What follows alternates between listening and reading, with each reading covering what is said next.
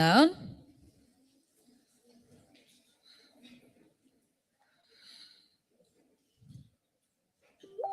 All right. Good morning, everyone.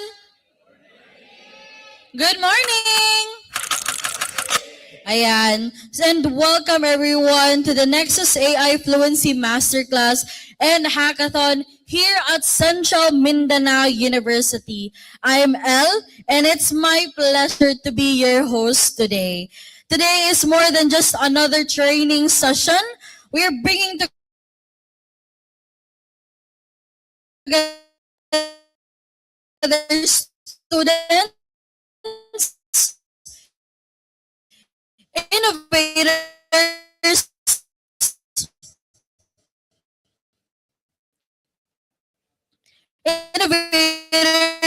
engineers. Technology is program is completely free. Nexus is brought to Bukidnon by Nimbler AI, DEVCON's official AI fluency and strategic partner together with DEVCON Philippines as an advocacy and community training program celebrating 17 years of empowering Filipinos in tech. And today is also a special milestone because this is Nexus batch number 20. This workshop has already been facilitated before for leaders and organizations, including the executive team of DOST Secretary Renato Solidum, major banks, a major fast food group, leading real estate developers and government banks. And today, Nexus is here in Mindanao. Palakpakan naman, everyone.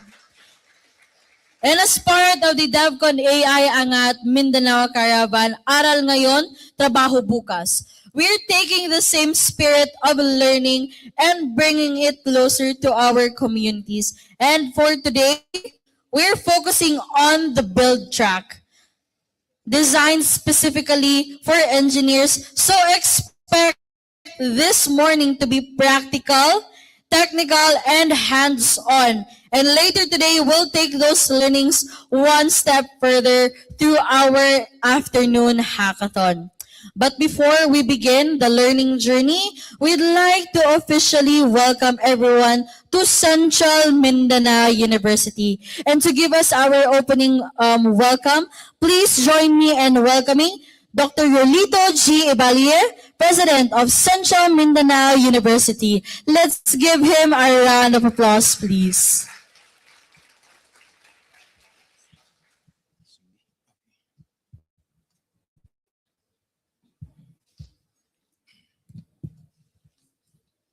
To the Department of Information and Communications Technology, or the ICT, Undersecretary Sir Leandro Angelo Aguirre. I just told him that there's an Aguirre, faculty member of this college, CISC. Nabadiri si ano? Si Mindel? Wala, okay. To the DOST Region 10 Regional Director, I think he will be having a representative here, representative of Dr. Mark Lemuel L. Garcia, to Sir Winston Damarillo, founder, president of and CEO of DEVCON Philippines, to Pam Rose Damarillo, founder of DEVCON Kids, to our honored guests and distinguished speakers, to our other university officials, including the Dean of the College of Information Sciences and Computing. Nandito ba si Dean Jan Tahones? We'll be joining later, no? And to all participating students, other faculty and staff, to all participants, mayong buntag. Good morning, everyone. Today is Saturday, and we are happy that you are using your Saturday in this kind of an endeavor. No? Although probably some of us would like to take some rest for the so busy, very hectic schedule of the week. We are having our second week from the opening of the classes already here at CMU. On behalf of the CMU administration, it's my honor and privilege to welcome all our distinguished guests, speakers, participants, faculty staff, and students to today's Nexus AI 2026 workshop. So before I proceed further, let me also congratulate DEVCON for your 17th year anniversary. So congratulations sa DEVCON. We know that there are cities already that are parang accredited already or may mga sariling mga grupo-grupo na rin, no? Chapters, I hear DEVCON Iligan. I do not know if DEVCON Cagayan de Oro is also active. So, but there are city chapters and other provincial chapters of DEVCON. No? We also know that our participants, particularly our students, are also excited for the takeaways from the lectures and the workshops that you will be that they will be giving to you later within the day. Central Mindanao University, as I have also mentioned to USEC, this is still a one-campus university occupying more than 3,000 hectares of our land holdings, reserved for educational purposes by virtue of Presidential Proclamation 476 that was issued in 1958 by the former President Carlos P. Garcia. No? This is basically an agricultural university. But even if this is an agricultural university, we are also extending to so many disciplines like engineering, information tech, vet med, forestry, biology, most of the hardcore sciences, even nursing is already here. No? CMU, through its College of Information Sciences and Computing, is proud to be part of the celebration of 17 years of DEVCON and its commitment to engineering and AI-ready nation through this meaningful partnership. This workshop is an excellent opportunity for us to explore the current AI landscape, develop an AI native mindset, and learn practical AI tools that we can apply in our studies, in our work, and even in our everyday lives. We know that we are going into digitalization already, no? There are so much parts of our daily activities that are already digitalized. We would like to go into cashless transactions, no? So kamo mga batanon, mga maayo mo ani. Ato na lang pasayloon to mga medyo idara na gid kaayo, no? Kay maudjud na kusog mamadlong ang mga idaran pero when it comes to utilization of AI, labi na yung mga special features sa smartphones, they would always call you. Magpatabang jud na sila sa inyo ha. So ay na lang mo kasuko sa inyong mga kuan ha. Ginikanan, mga uyuan o mga ayaan, inana na jud na. To our students, faculty and staff, and all participants, I encourage you to embrace the advancement of artificial intelligence and use it responsibly, ethically, and creatively as we integrate AI into our academic, professional, and everyday lives. Let us uphold ethics, integrity, and accountability while bringing our creativity, technical skills, and teamwork to develop innovative solutions to the challenges of our time. While we are absorbing so much learning, so much information, let us always remember that here in CMU, it's part of our direction to elevate our minds, no? To elevate the mind on to strengthen character. To DEVCON Philippines, DOST, DICT, and all the sponsors and partners of this activity, and even members of the core organizing team and the various working committees.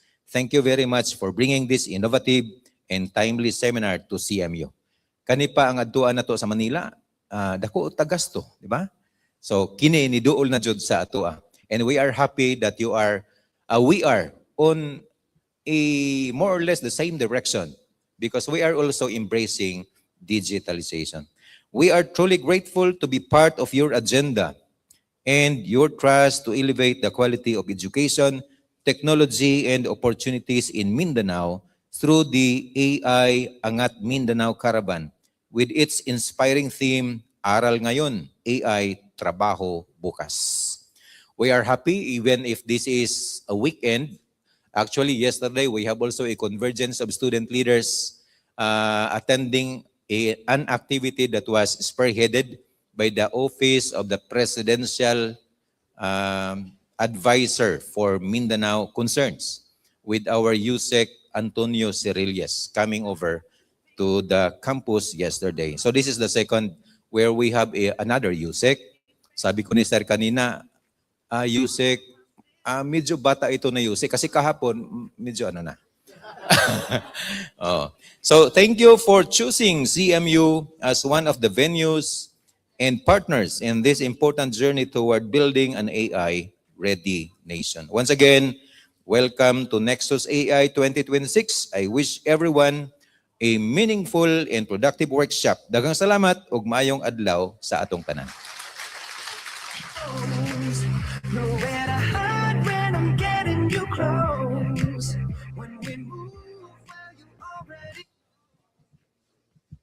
Thank you very much, Dr. Ibalye, for that warm welcome and having us here at Central Mindanao. Maraming salamat po. Now, from our host institution, let's now hear from one of the agencies helping strengthen the information and communications technology. When we talk about becoming AI ready, we also talk about building the people, systems, and digital capabilities that allow innovation to thrive. Our next speaker is a leader in the Department of Information and Communications Technology, serving as Undersecretary for Strategic Initiatives and Industry and Competency Development.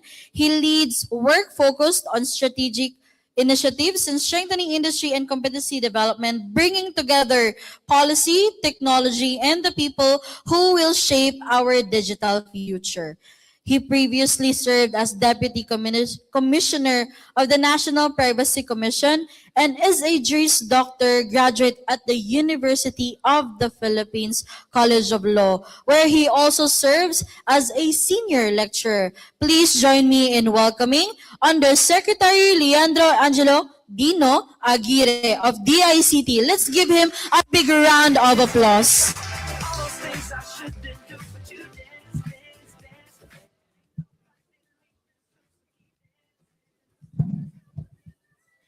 Hi, good morning, everyone. First, to our partners from DEVCON Philippines and Nimbler, our mentors, colleagues from DICT, President Ibalye, thank you for having us in CMU, colleagues from the rest of government, and most importantly, our students and young professionals. Mayong buntag. I think we all know that AI is changing how we work, how we study, and how we solve problems. What once seemed like science fiction is now becoming part of our everyday lives. Yesterday, during the Hour of AI event that we did in Luruga National High School, students from grades 11 and 12 were able to make a game in just 2 hours. That would have been something that's unthinkable just a couple of years ago. But I want to emphasize to our participants today, you are here not simply to learn about AI, but to understand how you can use it responsibly and effectively. Learning AI should be more than just about understanding the technology. It is about developing the skills to create meaningful impact. Through this AI mastery class and hackathon, we hope that to create opportunities for students, young professionals, developers, and innovators to learn, collaborate, experiment, and develop solutions to real-world problems, specifically problems that you see around you. Because we want to use technology to create an impact, to uplift everyone, and to improve everyone's lives. Over the next couple of hours, you will learn core concepts relating to AI, but also aside from that, hopefully you take away the ethical principles that guide the responsible use of AI in our everyday lives. Today is about empowering you, the next generation of professionals who can bridge the gap between technology and real-world challenges. It is about building a community who can work alongside organizations, understand complex problems, and deliver practical, high-impact solutions where they are needed the most. I hope that after today, you can already imagine yourselves not just as users of technology, but as creators and builders of it. I hope we get to the point where Filipinos stop just being users, using technology that other people created. With everyone here today, I hope that what we learned today sparks a belief in ourselves to start thinking, kaya rin natin yan. Kaya ng Pilipino gumawa ng kung ano-ano mga ginagamit natin online. And that's something that I hope you can take away from this event, not just the technical side of everything. As we begin to get today's event, I encourage everyone to make the most of this opportunity. Ask your questions, share your ideas, collaborate with others, and do not be afraid to experiment. Events like this give us the space to challenge ourselves, improve our skills, and continuously develop our capabilities. They give us room to innovate, explore new ideas, collaborate with individuals from different backgrounds, and find practical solutions again. More than just a workshop or competition, this is our opportunity to learn by doing, to step outside the classroom, to step outside our comfort zones and prepare ourselves to become more capable, confident, and adaptable individuals and professionals. Thank you again to DEVCON Philippines for creating this community and nurturing the next generation of Filipino IT professionals that can think critically, build responsibly, and use technology to serve others. Katulad nga po nung sinabi kanina, what we're doing in the DICT is really to try to provide the spaces for people to learn, provide connectivity, kasi kahit ano matutunan natin sa AI, kung walang connectivity, walang mangyayari dyan. But more than all of these things, it's about providing opportunities for people. Sabi kanina, study today, di ba? Ay trabaho bukas. So yun yung gusto nating mangyari after. So let us continue working together. What we see today is this great collaboration of people from the private sector and different agencies of government coming together to provide opportunities like this. We need more of this. Let us hope, I'm hoping that we can continue working together to build a more skilled, innovative, and digitally empowered Philippines. Once again, good luck to all of you, and I hope that everyone will gain valuable knowledge, new skills from this event. Thank you again to everyone. We'd also invite Yusik Liando again here at the center, together with Sir Winston, Dr. Ubalye, and Sir Doms, and of course the President of DEVCON Bukidnon here at front to present the token of appreciation. So kindly, may I invite everyone here at front? Ayan. Also, our tokens or delicacies from Bukidnon, and we really hope that you'd enjoy all of these delicacies. Ayan. So requesting everyone to arrange. All right. 1, 2, 3. Smiles, everyone. 1, 2, 3. All right. Thank you so much. Thank you so much, and we hope you enjoy your tokens, Yusek Dino. Thank you so much for.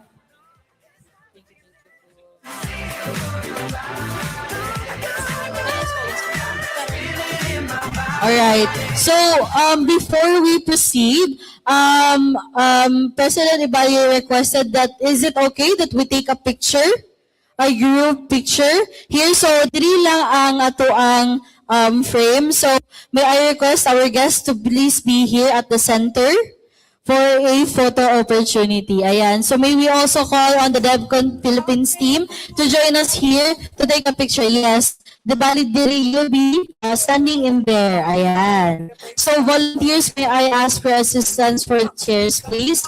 Thank you so much. And requesting the DevCon team to please join us here up front. Thank you so much. If you feel Lingkod lang. like happiness is the truth, because I'm happy. Clap along if you know what happiness Also acknowledging the presence of Attorney Baba. Attorney, kindly join us here also out front for the photo opportunity po. Together with Dr. Ibalye. Ayan, so pwede po kayo dito umupo. Ayan. Give me all you got, don't hold it back. I should probably warn you, I'll be So, to our participants at the back, pwede mo maka-add Dani sa likod nila, sir, for you to be seen during the picture. You guys can stand up while they sit down. Yes, kindly sit down. To our guests, kindly sit down, and our participants will stand. Ayan. So, to all our participants, kindly stand. Ayan, para makita ang everyone. Ayan. Ayan, so, okay? Are we ready? Okay, 1, 2, 3. Another one. 1, 2, 3.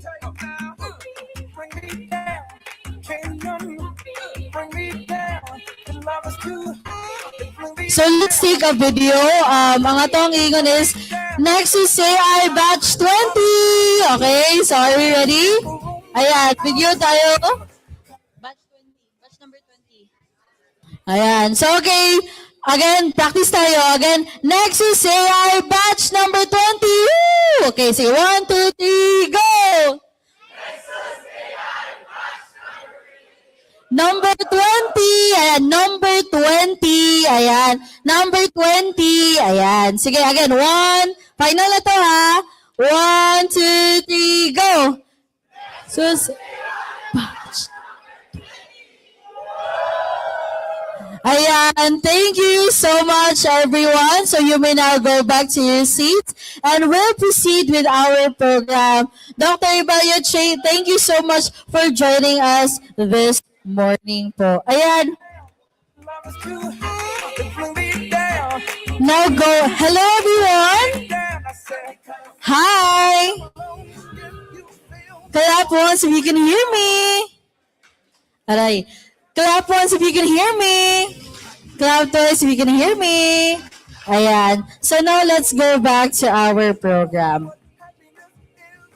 Again, thank you so much, or thank you very much, Undersecretary Aguirre, for that message of support and for reminding us of the bigger role that technology and digital capability play in our future. And now, before we move into our keynote, we're going to take a few minutes to highlight another important part of DevCon community, one that starts building that future even earlier. Innovation doesn't begin when we enter the workforce. It begins much earlier, when young people are given the space, tools, and encouragement to explore technology. That is exactly the kind of community that DevCon Kids hopes to build, helping young learners discover technology, develop confidence, and see themselves as creators of the future. To tell us more about DevCon Kids and how you can become part of that mission, please welcome its founder, Pam Ross Damarillo. Let's give Miss Pam a warm welcome. Good morning, everyone. Good morning. Thank you for welcoming us. Mindanao has been so good. Bukidnon specifically has been so good to us. I want to take a few minutes to tell you about DevCon Kids. DevCon Kids, of course, is a program of DevCon Philippines. Kami yung kid version, as you can tell from our name. We teach, we conduct code camps, we conduct events. Our audience is really kids from K to 12. But at the same time, we're reaching also our teachers so we can reach more students. We are a volunteer-run organization, so we're looking for volunteers. Please come join us. We have some special projects that we can share. So this is our tagline: we inspire and we enable and with power. Just like Miss L said, we really do inspire the children. We give them the tools, we teach them how to use it, but we also empower them how to use that technology for good. How to use that, just like you'll be doing today in your hackathon, how to use what you're learning for something good for the world, for your communities. So this is us. Okay, so yesterday, nasa Lurugan kami, Lurugan National High School, and we conducted 4 code camps, one of which was for teachers. I would like to share with you that this would be a great example to show you of what we do as an organization within DEVCON. And to share with you, Yusek Aguirre already in talked about part of what they were able to produce yesterday were games. They vibe-coded games within 2 hours after our machine learning. So 2 hours of vibe coding, pero hindi namin sila pinalampas. They had to learn about machine learning and artificial intelligence bago sila maka-vibe code. Because computer science will always underpin any technology, including artificial intelligence. Computer science is the basis of artificial intelligence. Okay, so at this moment, I would like to introduce and welcome Mark Colentava, who is our lead learner from DEVCON Philippines. Also the VP of Products for Nimbler AI. But first, lead learner namin siya. Sige, Mark. Thank you. So here, I'll just demonstrate yung, I think, yung game created by the kids from Lurugan National High School yesterday. So this is a game they created in the afternoon. So let's switch to the other one. So these are the kids. So they created a total of, I think, 7 or 8 games. But we only selected 2 muna kasi that's a very limited time for them to demonstrate it in front of the entire auditorium in that afternoon. So let's see if we can demonstrate it live. Yan. Okay. So as mentioned by Ms. Pam, the kids spent 2 hours learning on how to do agentic coding. And then in the afternoon, they actually created their own game. No? And then our goal for them is to actually create a game on a theme to support the message of conserving water. No? So they created this game. So I'll be demonstrating one of the output. It's a horror quest. No, it's an 8 quest. The goal to extend. Okay. Extend.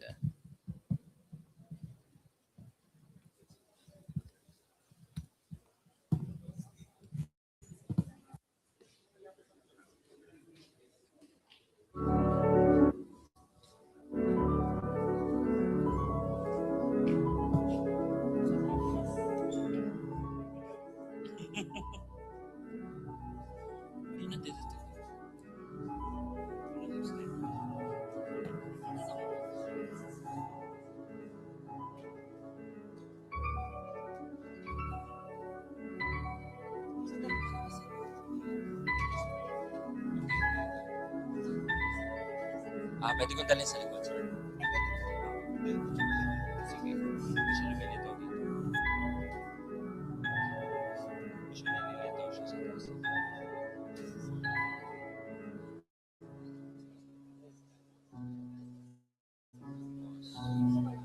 Kahit ano, duplicate lang. Here. There.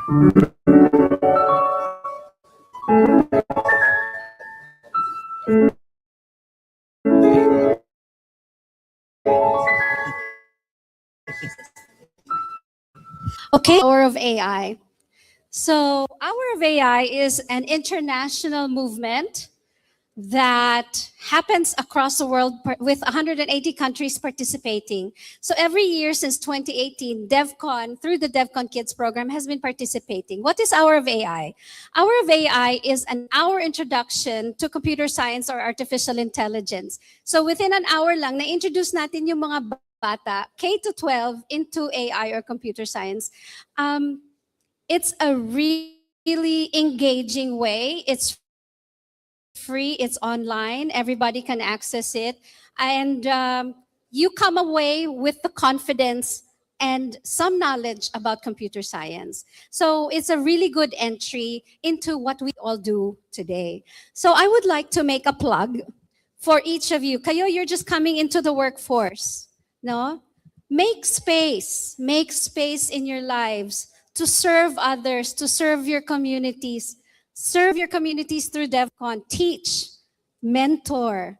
You can do that. You can make space. If all of us who have full-time work can make time for this, you can also. So I invite you to please join DEVCON Bukidnon and join the Hour of AI this year and DEVCON Kids. To our DEVCON Bukidnon officers, asa na? DEVCON Kids Local Chapter Coordinator, Sir Ian. Yun, leader ng ating Hour of AI movement here within DEVCON Bukidnon. So we hope you will consider it. What we do, what also has Iloilo has done is they train students like you, and then you get to go into classrooms or communities, barangay, mga ganyan, or may mga mall happenings din sila, and then tuturo kayo. Hindi naman kailangan ikaw lang mag-isa. You can do it as a group, and of course, DEVCON Bukidnon, and the national chapter, which I am part of, will always be there to support you. So sana naman, you can consider it. Thank you. Okay, game time na. Sige, Mark. Game. So I'll be doing it from the back. Ayan. Hello everyone, I'm here. Okay, but it's importantly, look at that screen. So this is the output of the high school students who learn how to do agentic coding in 2 hours plus another 2 hours, so 4 hours. So the goal of this is to really encourage the concept of saving water. So in this quest, this farmer from the house will actually go out of the farm at night to fetch water. So the goal is to get 3 buckets of water while there are monsters roving around. So let's try. Yan. So you just need to, is there an audio here para there's more suspense? Yan, okay, go. Yan. So I'll be moving around, looking for, looking for water. Ayun, I found the water. I don't know. Okay, so avoid the monster. Okay. Ayan, so I got the, ayun, I can hear the audio na. From passing through the HDMI. Okay. So, as much as possible, avoid all of those monsters around while in search of the water. Because water is valuable here, right? So we want to promote it. Kids playing game. Wow. Oh, no. Okay. That's not how you do it. Okay. I think I'm done. Okay, so that's the sample of a game created by 2 students from Lurugan National High School during yesterday's activity. So let's give them a round of applause. So we will be publishing and sharing this soon so that we can promote more about conserving water while at the same time promoting the power of technology that even our kids can now create these amazing games. Thank you so much.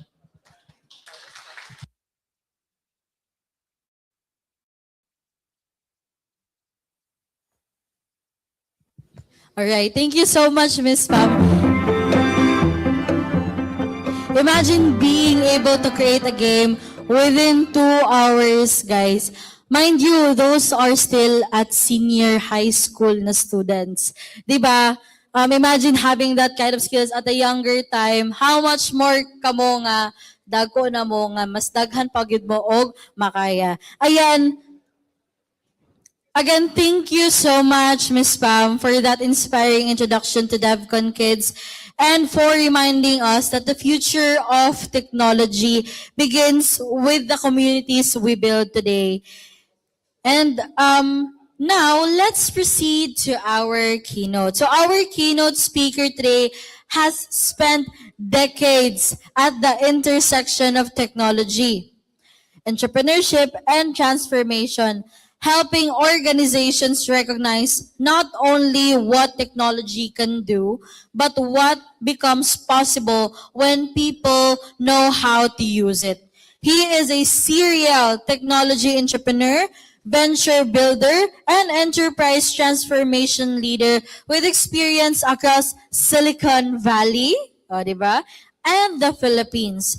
He has founded and scaled multiple technology companies, including 3 successful startup exits, and held an early leadership role in emerging technology investments at Intel. Di ba? Today, he is the founder and CEO of Nimbler, an enterprise AI helping organizations build, own, and scale AI across their businesses.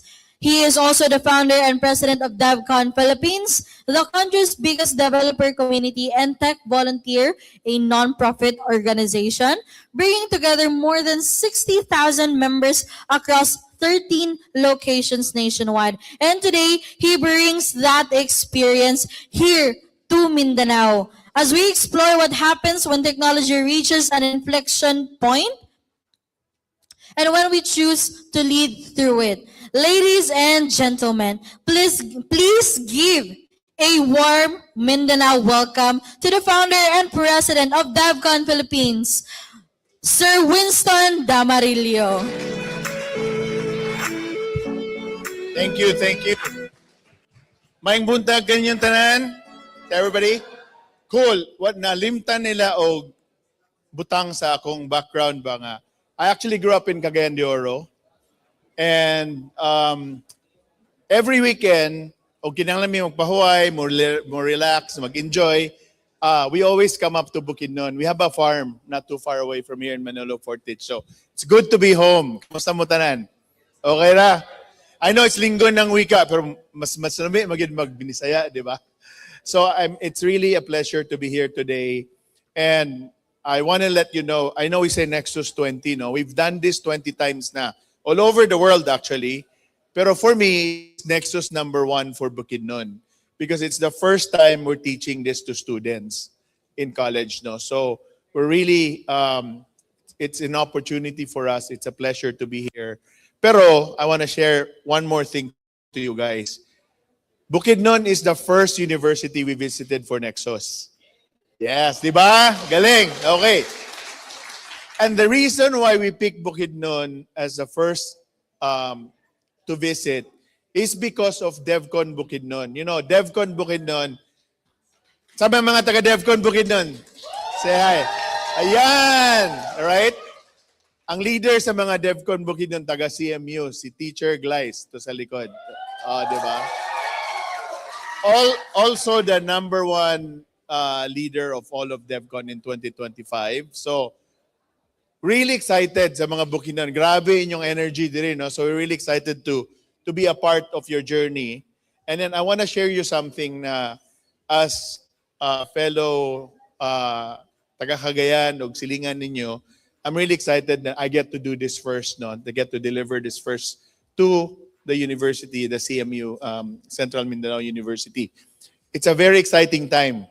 I'm a software developer, I'm an innovator, I write code. Kunya, every time in nagstorya may AI, kulbaan ng mga tao, ang saon naman eh, we're gonna lose our jobs. Di ba? And kulbaan ng mga tao, kung saon naman eh, nga ang AI na may muhimo sa tanan. So I want to let you know, it's actually far more exciting than scary. And it's even more exciting for you. Kaya wala man mo'y baggage. Katong mga karaan ng ga-code, katong existing na sa market, sila mo'y mas kulbaan. Pero for you kids, may nga mitamig, aral ngayon, ay trabaho bukas. When we say bukas, it's not when you graduate, it's bukas as in tomorrow. Diba? You can now can be a part of this. So the one thing I will say is the jobs that's available when you graduate is not the jobs that's available today. It's the job you will excel on because you have an incredible opportunity to be the leader in this. So kami, alam namin kalimti mga tigulang ha, when you guys become amazing and great. Pero from someone who grew up in Cagayan de Oro, I went to Konghua, and somebody who spends a lot of time in Bukidnon, and then have an opportunity to go to Silicon Valley, katong opportunity nga I was lucky to have, you have a much bigger one. Because you guys are growing in fastest years of innovation in technology ever. There's nothing that have moved far faster than AI, far faster than any technology innovation in the world that has been invested far larger than anything else in the world, di ba? About siguro close to $100 billion na na-invest in a very short time, less than 4 years, in AI.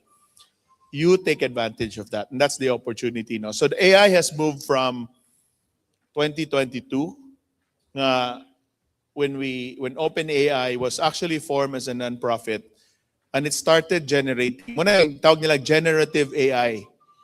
Kaneto, we ask questions from a machine like Google, it gives you a response. Chat na to, no?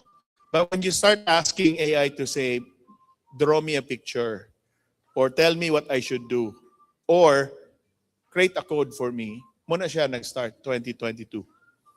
And that really signaled to the world na we're evolving one more time, that the human potential is about to grow even faster. And then daghang kayong investment sa AI, right? That you should always think about and take advantage. From generating things, it started to reason. I don't know, I saw in your profile, daghanin mo, gamit naman mag mga AI, di ba? It starts to have personality, di ba? Kaya naman ang AI, tayo makig-away pa na nimo, na kay pangutanon, otro-otro, mo siya nga sa mukha nimo, iging na nabitaw ka na ako, nga mo na siya. It starts to reason. When it starts to reason, it starts to become your thinking partner. So AI is moved up to that very quickly. And then 2024, nihimo na siyang multimodal AI, multimodality. Di lang siya makigstorya, snapshot, screenshot sa website, ingkang himuay ko website, nga nagitsura, kaya ra niya himuon. No? That's when it becomes multimodal. You can now actually copy YouTube into an AI and say, tagay ko summary anibe. Or you can actually point a camera to something and have computer vision with AI behind it, starts to tell you what's going on for security, for traffic, for agriculture. That's becoming the case now. So 2024, so now every year it's moved quite a bit. No? Last year is when agentic AI starts to become a piece. So when AI started to now not only hear, talk, reason, AI started to be to instructions and be autonomous when you give instructions. Muna siyang kulbaan kayo sa mga software companies in the States, no? In fact, na-event early this year called SaaSmageddon, tanan software as a service company, nag-drop ilang mga stocks because the future is becoming to look like an AI, storage, and every single software custom-coded na for the enterprise. So that's where it's evolving quite a bit, no? So muna siyang ang opportunity for you is to start learning how to use AI as your companion, to use all its arms, legs, and eyes and ears to be an extension to that companion AI and to reimagine software all over again. Una siya nga kulbaan ng mga tao because software is about to change. Regular software is about to be gone. Right? New software, new capabilities, new innovations about to be created with AI as your companion. You guys will start with this. Ninyo mag-graduate ninyo, muna yung step 1. So it's a really great opportunity. And I think it started this year. AI has gone past the screen. And what that means is, na may mahinumduman ka, dunggan ron, shortly nga, it's called atomic AI. And what that means, it starts to create physical things. that robots will start to autonomously move. That's easy. My vision naman na to. But AI is about to also manufacture things on its own, right? So the movement is so fast. 4 years. It's moved quite a bit. So it's important for you not only to learn and to absorb AI as a technology, but to absorb AI as a culture. Because you have to absorb, you live with AI every day because it's evolving quite quickly. I was telling you na inyong trabaho when you graduate is not what we think today. That's gonna change even faster, no? So it's really important for you to be parang lockstep with it. So, all these concerns, all this anxiety, all this learning, na siya pay off, right? For those of you who learns how to wield AI, number one, people who know AI in our space today make 65% more than their peers. And for those of you who are in the Philippines competing against the world with AI technology, dili na siya 62%. It's like 150 to 200%. Because you can wield AI from here in Bukidnon, compete with the best coders all over the world. Right? Na may partner nga super smart. People that know AI is 8 times more likely to keep their jobs versus people who do not know AI. The reality in the Philippines is we have 1.5 million employees that are doing BPO or software development. Their jobs will be at risk. And only the ones that have a clear understanding on how to use AI will likely keep it. So while the world's gonna become exciting on AI, on the interim, sa sugod-sugod, na gina siya mawala ang mga trabaho. So for you, be ahead, right? Learn how to use it rather than be victims of it. And then the future looks really good. Once we are now familiar and comfortable with AI, it will create new jobs, it will create a new GDP based on technology. Now, we're beginning to solve the more complex problem, things like cancer, things like energy, things like water. We can begin to think solving bigger problems. For meantime, inyong batch, pag-graduate ninyo, you will be on what's called an inflection point. Muna siya kanang point in time nga mo exceed ang capacity to deliver an AI than the demand. So you need to be very, very competitive and understand this a little bit better. Okay, so there's 3 ways to use AI. Una yung gingon nga, as you learn AI, I think you're familiar with generative AI today. You chat, you talk to ChatGPT, talk to Claude, talk to Gemini. Utubag na siya ninyo, di ba? And you can ask them to do things like create a PowerPoint, create code, create image. So muna siya, that's the first step, no? And today we're gonna do a lot of these. Second step is, how do you make AI understand native information? So kani siya, importante niya, this is really cool. Having AI trained on data makes you a creator, not a consumer. So sa US, natay ka ng gitawag ng Harvey, it's a legal AI, gitrain na siya on American law. Kunya, mga abogado sa Amerika ron, they just basically ask Harvey, unsa man na akong case law, unsa may mga reference laws nga akong tinahanglan naon. That's based on American law. It's possible for us to create our version of Harvey nga based on Philippine law. Or we can create an agricultural AI based on the way we grow rice, based on how we grow coffee. We can make an AI that understands why Bukidnon is really good at making coffee. Diba? And so this is when you start thinking, I can train AI. Very, very smart brain that can be trained. And then obviously later on, the one thing that I would challenge all of you today when we do hackathon is how do you then use AI to do things for you, agentic. Right? Muna siya nga, at some point, na yung mga magtrabaho ba nga, upat mi kabuok pero isa ra di ko. Right? Because now you've multiplied yourself with agents. So part of your learning today is for you to learn how to use agents on how to take advantage of the really smart engine that powers it. So what you're gonna look like, kinsa dire computer science? IT? IT? Oh, raise your hand. IT. IT man mo tanan. Okay, great. Mo na ito. One of the things that will change in the way your work happens is, karon kami, when we write software, nami product manager to build the requirements. Then we have lead architect to create the architecture. Then we have software developer to write the code. And then we have DevOps to deploy the code to the internet. Then we have quality assurance to make sure that the software is in good quality. And then we have somebody that then support, right? So 4 or 5 roles to do one thing. In the future, very near future, as in today, you can now have what's called a T-shaped engineer. Piliin ni mo kung sa mong ganahan buhaton. If you like to write code, focus on writing code. But you're gonna start becoming independent. Di ka maghulat sa graphics designer to create the graphics. Di na ka maghulat sa product manager to create the use cases. When you write your code, di na ka maghulat sa QA to test it.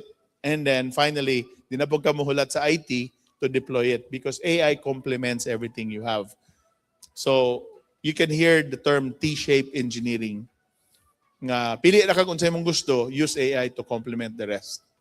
And so with that, the way we also become, your role becomes more orchestrator. So I know you're all studying still study the language you have.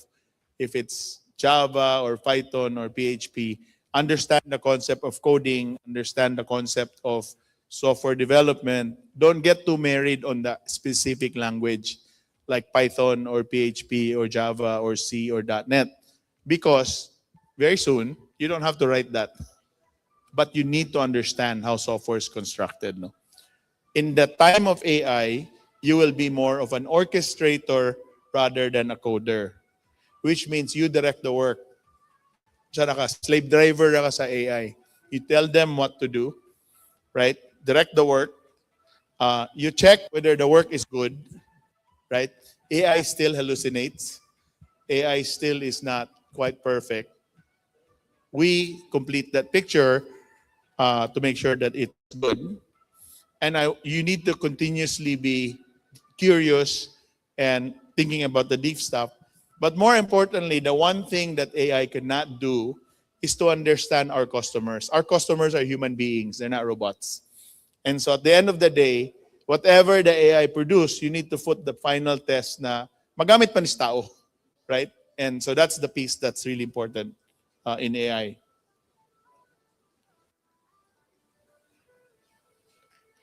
Let's see.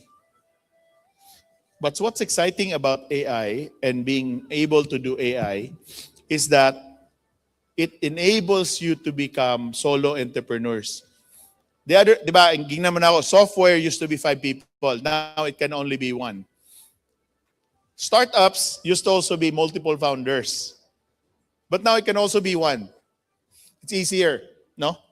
And the good news for everybody here, especially you, 85% of the businesses in the Philippines says they want to use AI, but they have not used AI yet. So daghan pa kay opportunity to build this. The opportunity of AI is not only all over the world, but it's right here in Bukidnon. In fact, this afternoon, there are a few things that we get to do. No? For some of you that's joining the hackathon, we get to build AI-based solutions that addresses potential needs of Bukidnon. We interviewed the stakeholders, the businesses, the leaders of Bukidnon, and what's possible in Bukidnon. And we came up with like 6 of them. No, this is the agriculture capital of the country. We need to use technology to make sure that's the case. No, the best coffees in the world apparently is produced in Bukidnon. We need to make sure the world knows about it, right? I'm beginning to remember what I love about Bukidnon when I was young. It was because we have terrains of mountains, we have waterfalls, we have farmlands, we have a way of life, ranching. You know, this is managing cattle, murag Yellowstone sa US. Tourists will come here. We just need to tell them, right? So there's an opportunity to build a tourism guide in Bukidnon. We also have problems in Bukidnon, right? We need to continuously have water for agriculture. We can build solutions that address climate change. We also have issues with small farmers needing financing. So kung gusto nyo fintech, you can also build a fintech solution for Bukidnon. And finally, the one area that I would encourage you to even explore today, not tomorrow, if you are students in IT, is you can already become micro-entrepreneurs. Pwede naman mag-freelance to the world. If you know how to wield AI, you want to make extra money today, you can already do that. So explore how you can become a micro-entrepreneur here in Bukidnon. So daghan kay opportunity sa AI. The mechanics, the specifics, the technology of AI, tagaan mo na mag-introduction karon. The culture of AI and what we're gonna and how we live in a world that's based on AI, tagaan mo na mag-taste karon, you know, what it tastes like to have an end-to-end experience of AI. But I want you to explore the opportunities yourself. I know you're still in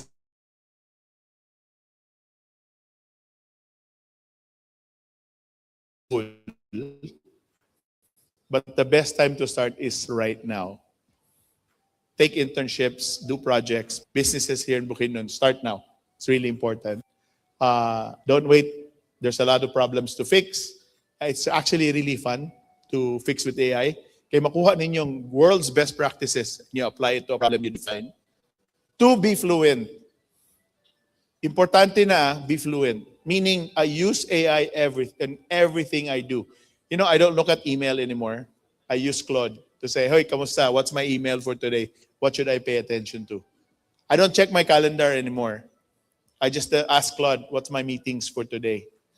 And help me prepare for the meetings, right?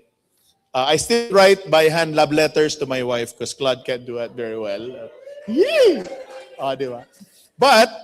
But, when I do that, or if I do that, I have Claude remember it para alam niya kung, change new words. But try to use Claude as much as you can because AI has two things really important. One, memory. It remembers everything it does. Two, context. It sets the context of what you're about to do next. So you'll hear the term second brain, right? You can actually create your second brains today para it starts to get that process going. And then finally, don't forget, there's a lot of things to build for AI, but never forget that you're building AI for humanity. So I'm really excited for what's in store today. Please find time to digest the next 2 hours. The next 2 hours is important because it's a time for you to digest how AI works from the bottom, from the architecture. It's also important in the next 2 hours for you to digest how do you wield AI? How do you take the AI concepts and convert AI concepts into the solutions? Yesterday, the kids took about 2 hours to digest the concepts and the tools of AI, but when they did, they started creating apps na dili siya generic, right? It was based on what their ideas were, and they internalized the use of AI. So that's what we have in store for you today, and really excited for you guys. So good luck, enjoy, and then we'll talk again during the hackathon. Thank you.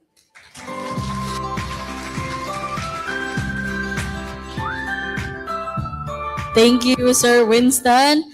Oh, so now you have contents, especially to our teams, on what's gonna happen later on. Excited na? Hala, naunsa naman ni. Excited na? I know, mas ma-excited pagid mo niya kay provided ang atoang lunch today. Wow, grabe, happy na sila. Ayan, so later on, we will have our lunch and then natin tayo snack sa hapon. Okay? Di ba excited na sila? Happy na sila. Anyway, again, thank you so much, Sir Winston, for setting the tone for today and for challenging us to think beyond technology as a tool and toward technology as something we can lead with. Now we've heard that bigger perspective. Now let's bring it closer to today's experience and look at exactly how will we be working with AI throughout this program. So we've heard why moments of change matter. Now we need to know what we're actually going to do with that opportunity today. So to guide us through the full Nexus experience. Ayan. To guide us through the full Nexus experience from this morning's masterclass to the hands-on activities ahead, we have someone who knows this program from the inside and out. Grabe. Please welcome Dom De Leon, Executive Director of DEVCON Philippines. Hello, Sir Dom. And by the way, guys, okay lang tayo Tagalog-English mix? Yes. Konyo naman tayo, right? Right. Ayan. So, we're gonna go through this program, English-Tagalog mix-up. Alright? Sige. Good morning, Bukidnon! Once again, good morning, Bukidnon! Good morning, and we're really excited to bring the Nexus experience today here. For those who are familiar, who's familiar with DEVCON Bukidnon? Okay, about half. So thank you again. We acknowledge the team of Glay, who leads DEVCON Bukidnon. Palapakan natin ang DEVCON Bukidnon team. They are the #1 chapter in 2025 and the leadership awardee of last year. So we're really excited to be here. My only Bukidnon story is I was here and I stayed in the dorm before the pandemic. And wala ra ko kita og kalag.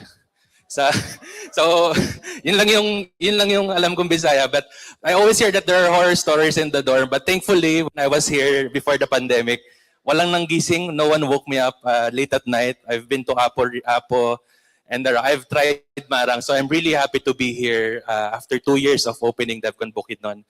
So I wanted to share where you are today in DEVCON Bukidnon. DEVCON is the biggest developer community in the Philippines. We are open source, powered by community, powered by passionate volunteers like Glay. You've heard about Taklo, Bukidnon, Davao, and Cagayan de Oro. We are also in Iloilo. We're also in Cebu, in Pampanga. And I'm really excited that we brought the entire team of DEVCON Philippines today because I want to show them what energy the Philippines has when you invest outside Manila. And I'm really proud to see where the beauty and the passion of DEVCON Bukidnon is through the event today. So round of applause for DEVCON Bukidnon. And as we celebrate 17 years DEVCON, this is what we mean by engineering and AI ready nation. Yesterday, we are at Lurugan to teach kids and high school and teachers responsible AI. We also have a running Gemma, the NVIDIA Orin demo that we can show later. It's running on Gemma and QWEN, Nido siya QWEN, without internet. So that's the output of our interns, which is our base in Manila. We had our first intern from Cagayan de Oro and Iloilo. So you can do an internship in the national office in DEVCON, either in Cebu or in Manila. And then today, you're taking the very first agentic training leaders called Nexus in support of Nimbler here in Mindanao. So first ever in Mindanao, first here at Central Mindanao University. So we have amazing facilitators from our Nimbler team. I'll just quickly brief what the program is. After me, you will hear the talk on AI Orchestrator, followed by the AI tools. Unfortunately, we cannot gather everyone here for the hackathon, but you have a breakout session later. So do we have the 30 handpick? Raise your hands if you're part of the hackathon team this afternoon. Who's part? Okay, who will win today? Okay, so we're really excited. This is hands-on. You can use your laptops. We saw all your profile, a lot of your advance using Codex, Claude, and ChatGPT. So you can use your laptops and we encourage you. So later, you will hear about the talk on how AI, becoming an AI maestro by Mark, AI tools overview by Mark as well, and AI hackathon by around 12:30. So you will have your lunch here for the hackathon teams here, and then the rest will go to the breakout rooms for their lunch. And then we will have debrief and session. If you missed the announcement, the winning team will receive mentorship for the first and one of the most prominent AI certification for a developer or an architect. It's worth 8,000 pesos per exam. So we will guide you. You have to win for the winning team and pass and take it within 2 months. We will guide you. So you can be one of the first 10 certified in Mindanao or probably one of the first 100 in the Philippines to be certified by Claude. Who wants that certification? Okay, so we're really excited to bring it here.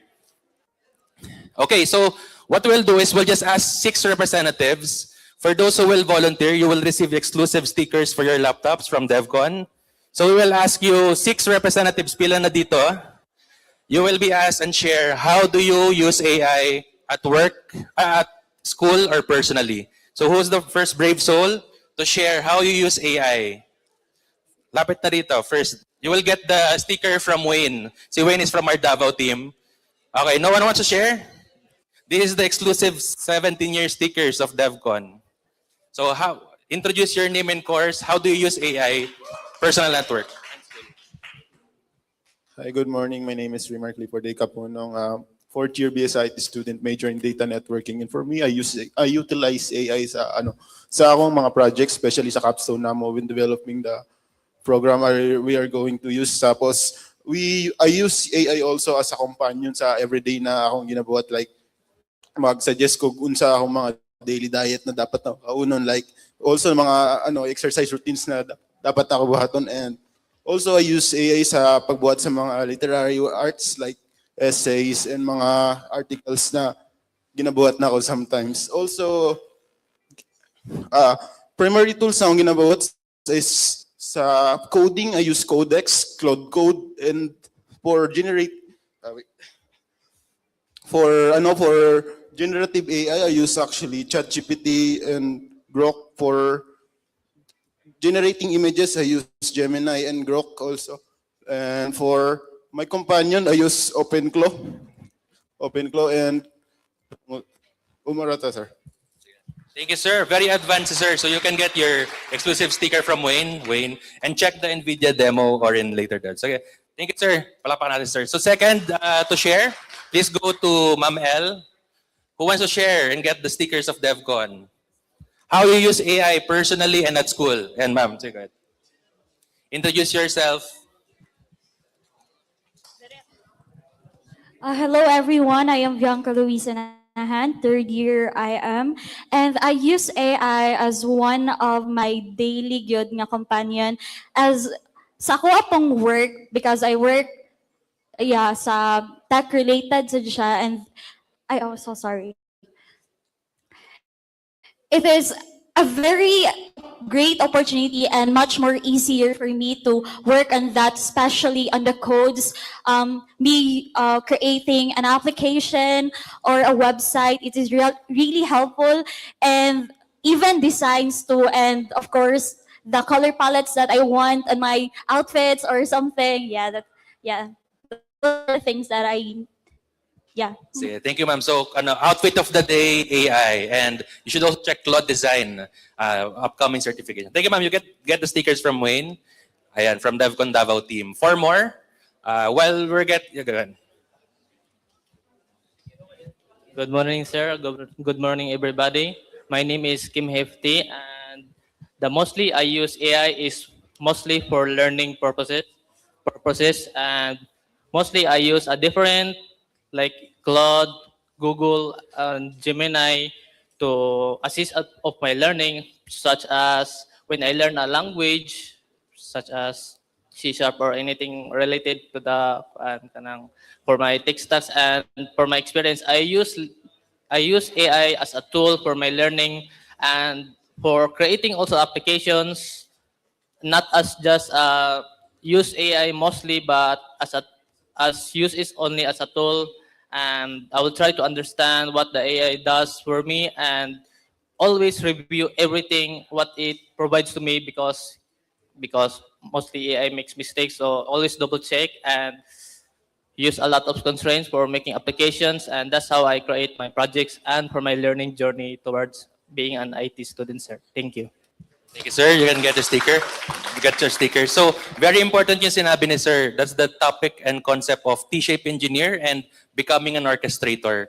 At DEVCON Philippines, we have an event called DevRose. We ask QN, Claude, and Codex to compete and debate and roast. So, but the point of DEVCON is you have to pick whatever works best on your context and use open source. Because you own it, you don't have to pay. Okay, next one. Pangilan na, sir? Good morning, everyone. I use AI for every single thing that I do. I have 3 chats that is custom tailored to what I want. First would be IT related tasks. Second is general things or like general things I want to know about. And then third is for my physical body or what I want to do as an exercise and what I need to eat, what I need to consume so that I can hit my goal. And yeah, basically everything I need to do, I have a chat for it, custom to answer the way I want it to answer me. What tools sir gamit mo? Claude, sir. So you use the free trial or you're paying for the credits na? No, sir, free trial. Free pa. So you have 20 emails, then switch. So, yan. So later, you'll also hear about open source because right now, AI tools are heavily subsidized. If you pay 500 pesos, the actual cost can be times 10.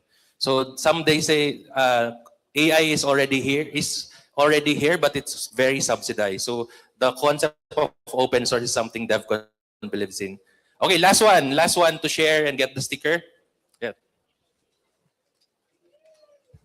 Good morning, everyone. So I am Stefan Joseph Jerubin, third year base IT student, SD track. So I use AI in many fields such as akong studies. I use it for brainstorming my projects, ideas sa mga requirements sa studies. And also as a former student leader, I use it for decision making, helping tabang ko sa AI kung what are the best decisions I can make for the students and as well as planning for next events and mga activities. And mga AI tools na akong ginagamit is ChatGPT, Claude. I also use Stitch AI for front-end design and many more. Thank you. Have you tried Cloud Design, sir? Not yet. So thank you for sharing. You can get the sticker there. What we're actually working, so DevCon is a non-profit. We have a 75% discount with Claude. And we'll share more details, but we're targeting to have volunteers of DevCon or leaders to get access to Claude, aside from training. So one more perk and when you go to DevCon Plus, so try DevCon Plus, the registration form. When you go to rewards, if you get 7,000 points, you can also get the certification, even if you don't join the hackathon. So that's the reason why you should use DevCon Plus and get scanned when you join an event. Okay, so thank you for sharing. What I want to do next is introduce the next speaker. We have two more speakers lined up for the hackathon proper. You will hear from Mark Colentava on AI Orchestrator and the AI tools, and then the hackathon proper from IA. And later we have our very special guest from Regional Director of DOST, who provided us lunch. Thank you, DOST. Round of applause for Region 10. So again, we invite you to be an orchestrator, try the tools, volunteer for DevCon, explore the certification. And without further ado, let me introduce the next speaker, my colleague and the VP of Product for Nimbler, Mr. Mark Colentava.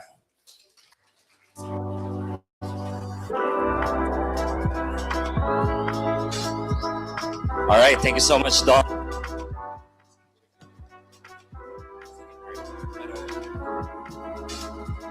Okay, let's do it the first part of our topic for this morning. Then we'll have the second. So the topic is becoming an AI maestro. So just a brief background. When we started the Nexus program, the title of this talk is Mastering the Art of Prompting. Yan. So sino na dito yung who have attended any workshop related to the art of prompting? Meron na ba? Yan, meron ng konti, no? So because before, the challenge is how can I communicate better to AI, no? So that's why there's art of prompting. And as you must know, when you use AI, there's various ways for you to effectively communicate with AI to get a result, no? But now, we've seen what happened in the market is that AI is more than just an I ask question, you give me answer kind of tool. It's now more powerful than ever. Now it can do automation. You can leave it working on your code for the entire day without you even touching it. It can now connect to various systems. Means you can already automate a lot of things. Now the question is how can I micromanage it better? It's more of what are the things that what are the approach I can do so that I can manage not only one AI capabilities, but also multiple AI capabilities working together. So it's like managing a team. And in doing so, you become now the AI maestro. So as mentioned by Winston as well, as you go into the workforce, it's not a matter of you treating AI as a tool, but you becoming an overall orchestrator, a maestro, that will now control multiple AIs or AI agents so that you can uh, get to the goal of the organization. No? So let's start with the first part of this talk. Yan, okay. Yan, okay. So in becoming an AI maestro, these are the characteristics that we should have. No? So the first one, as you can see here on the upper left, is intention. Intention is very important in a way that before we even talk to AI, we need to be clear. No? What's the problem we're actually solving? What's really the goal? So we run Nexus for how many? 20 na Nexus so far, no? What seen, even yung those who are creating their solution without a computer science background and those creating solutions with computer science background, at the end of the day, the winning idea is not always the one with the most technical knowledge. At the end of the day, it's those people with clear intention of what is the problem that they're actually solving or what solution they actually want to have. No? So as we go into using this AI, we need to be clear on that. And as humans, we will be the one bringing this intention to the loop. No? The second one is taste. This is where we actually provide our insights. No? So what is the type of output worthy of our name? No? What's the type of output that we think looks good, no, versus something that looks bad, right? That's why when we use all of these AI tools, we do multiple iterations because we want it to look better. No? Over time, you can see that AI produce somewhat very similar looking solutions. No, that's why we also provide a lot of our insights. Like you can follow this, this color or this kind of branding, or I want to look it that way. No, so that's taste. The third one is actually judgment. At the end of the day, we're the human in this AI loop. It means at the end of the day, AI will escalate to us and ask us questions. And as humans, we will still provide the judgment on what is right, what is wrong, what AI should do, or what is good for our community. That is a very important judgment. And only us, so far, only us humans can actually provide us in this, AI human loop. The last one, unfortunately, we cannot outsource this yet. At the end of the day, whatever AI will provide, AI will produce, or AI will do, especially AI that we control, we are eventually still accountable to its output. No? Even yung mga self-driving cars, you cannot say na, oh sige, ikulong mo na yung car, no? Or you penalize the car. No. Those people who actually created that and trained that, they will still be the one accountable to whatever output of that AI is. The good thing is, these four characteristics are not new. These are the things that is now needed in the industry already. No, it's like managing a team. So if you're managing a team, you need to put your intention there. You need to be clear, diba? You still need to provide your taste. You say that it looks good, doesn't look good, no. And then at the end of the day, the team, if you start managing your team or even your projects, diba? The team will go to you and then ask for your judgment. Is this the right way to do it? Is this the right problem we should be solving? Those are the things, no? And then similar to some of your projects, even if you use AI, you're still accountable to it. So if it produces error, if it violates certain laws, if it didn't do it right, you're still accountable to it, no? And that's part of becoming an AI maestro in this new industry, no, that we are entering in. Okay. So today, we will dissect the power of AI. We'll start with the intelligence itself, and then we will start to harness it. So there's really two sections there. One is intelligence. This is the AI we know. But intelligence alone is not enough. We need to start harnessing it by adding all of those things. So we will dissect that, no? So let's start with intelligence. Intelligence, if you heard about AI, sometimes they call it, it has X billion parameters, right? It has parameters. What does that really mean? No? To put it simply means it's like the neurons in the brain. The more neurons, that means it can think deeper. So example of that is Gemini flashlight has around 1 billion parameters. So it means it can think lightly, no? And then there's more advanced models like Opus, for example, that has around trillion neurons already. So it means it can think deeper. So what's the impact of that? At the end of the day, the impact of that is, number one is use case. Saan natin yan gagamitin? And then second, at the end of the day, it's still about budget, no? Because Gemini Flash is cheaper to run, while Opus 4.7 is very expensive to run. So I'll give you one use case. In the industry, we have one client whose goal is simple, no? They have decades of experience in the industry. They have decades of contracts. So ano yan? Word document, may PDF yan, may text file pa nga eh. And it's on their Google Drive. They want to sort it simply by industry and by year, no?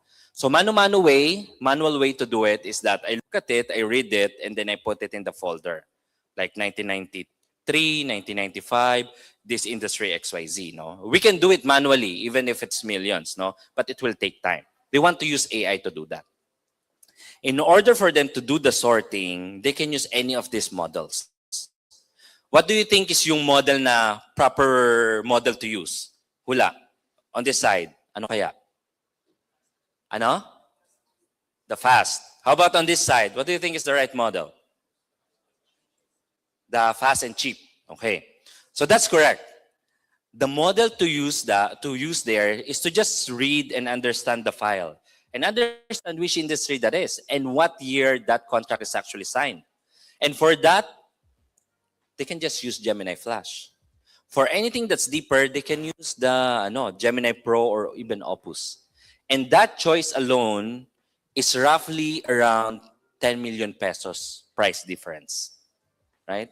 So imagine just making a decision and judgment to use Opus instead of Gemini, cost you 10 million lang naman, di ba? So that's the reason why we need to be thinking about that early on. How many neurons of AI models do we need for a particular use case? Later, for those who will participate in the hackathon, you will put it in action. No? The second part is what we call context. Context is we can simply associate it.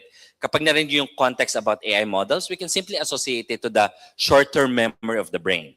When they announced GPT-4, I think around 2022, they say that it has around 100K tokens of context, no?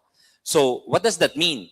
It means that it can, back then, pinagyayabang nila to, no? Our AI has a short-term memory of one chapter of a book. That means you can feed it a lot of text and you can ask questions. Wow, right? One chapter of a book. Now, even an open source model like Llama 4 can now consume 100 books on the short-term memory, and then you can ask questions, right? So that's how fast it already evolves. Now you can think about this as, do I really need a short-term memory? And then this is my budget. So that means you can feed this amount of information to your AI in one go, and it will still remember it. Of course, there's this concept, what we call the context rat. As you feed it more and more information, it will start to make some mistakes, especially if it hits the limit now of 100 books, no? Just like us, diba? If you feed us a lot of information, we'll make mistakes already. But that's the characteristic of the AI model that we have right now. It has shorter memory and it has neurons. So think about that. The third one, it's not a characteristic of AI model, but something we can do with AI models is to actually train it. It can be associated to like education and upbringing, right, of that brain. And there are various ways that they did that already. So one example provided by WD as well, or Winston earlier, is the Harvey. No? So if you watch Suit, that's really how they name their models. They call it Harvey. It's trained after a lot of the legal context in the US. So they can already use this for legal practice in the US. It's used by some of the big consulting firms there. Google, they released their open source model called MedPAM for medicine naman. And then Bloomberg GPT for finance. And then NVIDIA AlphaMeo, this is open source. An open source model trained for self-driving by NVIDIA. It's called AlphaMeo. So if you want to build your own self-driving car, you can download this. I don't know how many terabyte that is, but you can still download it. So the question most of our clients are asking us, why do you even need to train a model if it has short-term memory, if it can even access the long-term memory? The quick answer is that if you need the model to perform fast and think deep at the same time, then you need to train it, right?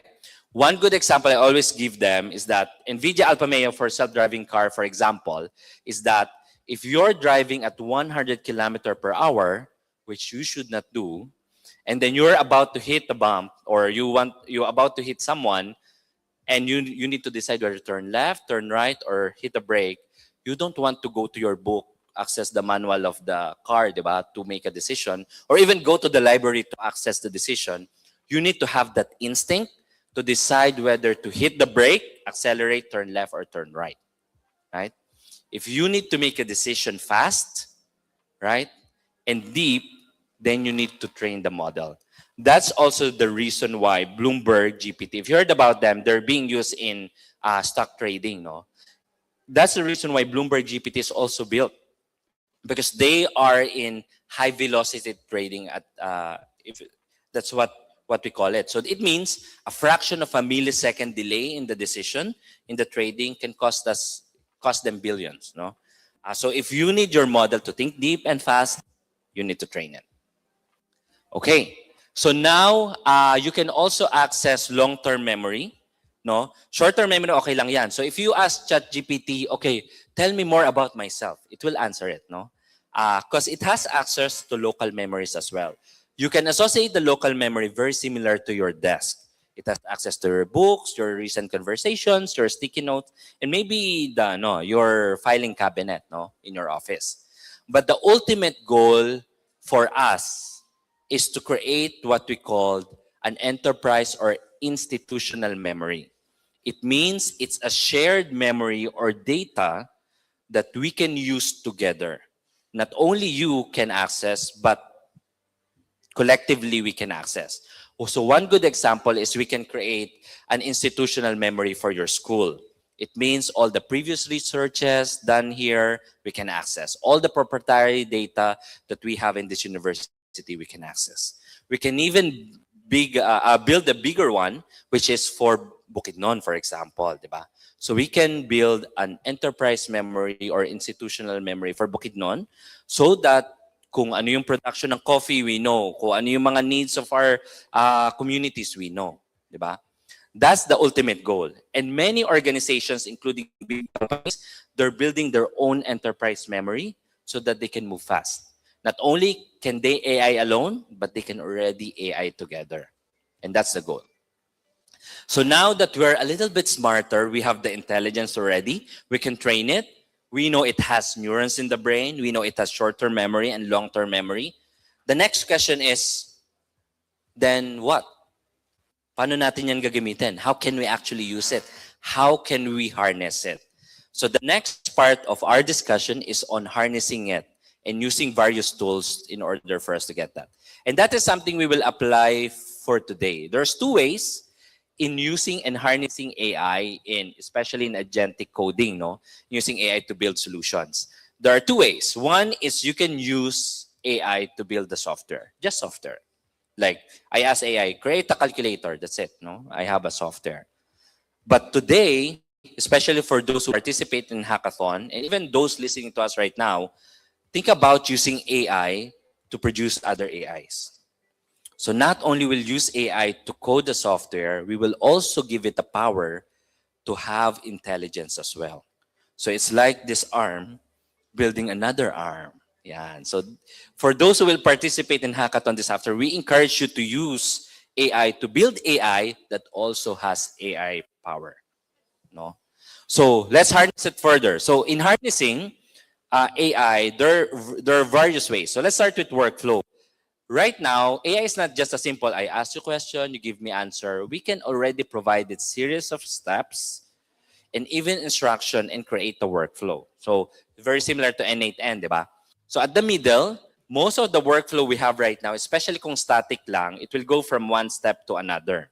And then it will always escalate to human because human needs to make a decision. Now, we can have a mix of human making a decision and then the AI also making a decision. One example is this one. This one is a workflow being used by our sales team. So we are a consulting, software development, and innovation team. We're always looking for opportunities. So every morning, our AI agents look for the websites of our potential clients and then see if they have a new posting of something we can bid on. Once we see that there's something to bid on, another AI will actually analyze, is this something that we can win? Do we have the capability to even bid on this project? So AI can already do that because it has access to the enterprise memory of the organization. It already knows our previous projects. So based on that analysis, if the AI decides, oh, we can actually win this project, it will start to analyze it already, conduct market research on how to win this project, and create an initial draft of a proposal. That's the time that we'll review it a little bit, our business team, and then start invoking another AI to actually start drafting the business studies and the business proposal. At the end of the day, we know how many devs we should assign to that project, how much should we price it, and so on. That's a workflow. That's one example of a workflow. And we can build a gazillion one because we have access to AI now. Another way we can harness it is integration. So AI is not chat alone. We can now start integrating it to various tools. Self-driving is an example of integration. It's like AI integrated to your car, right? Now we can integrate it to email. Example of Winston earlier na hindi niya na binabasa yung email niya because his Claude is already connected to his email. So when he asks, is there something that I should pay attention today, it will access the email, read it, and even reply to it if needed. Diba? Calendar as well. In many industries, there's like what we call a customer relationship management tool, the CRM. Basically a list of customers and their relationship related to that. Documents, communication channels, portals, and many more. So think about any other systems, AI can already connect to that in various ways. Maybe API, maybe MCPs, diba? But the important thing is that it's not AI alone now. It's AI now connected to other tools. Okay. And the other one, it's multimodal now. Sino dito yung nag-generate na ng image nila using any AI tool? Meron na ba? Yan. Nagpapogi, no? Or nag-iba ng damit. Yan.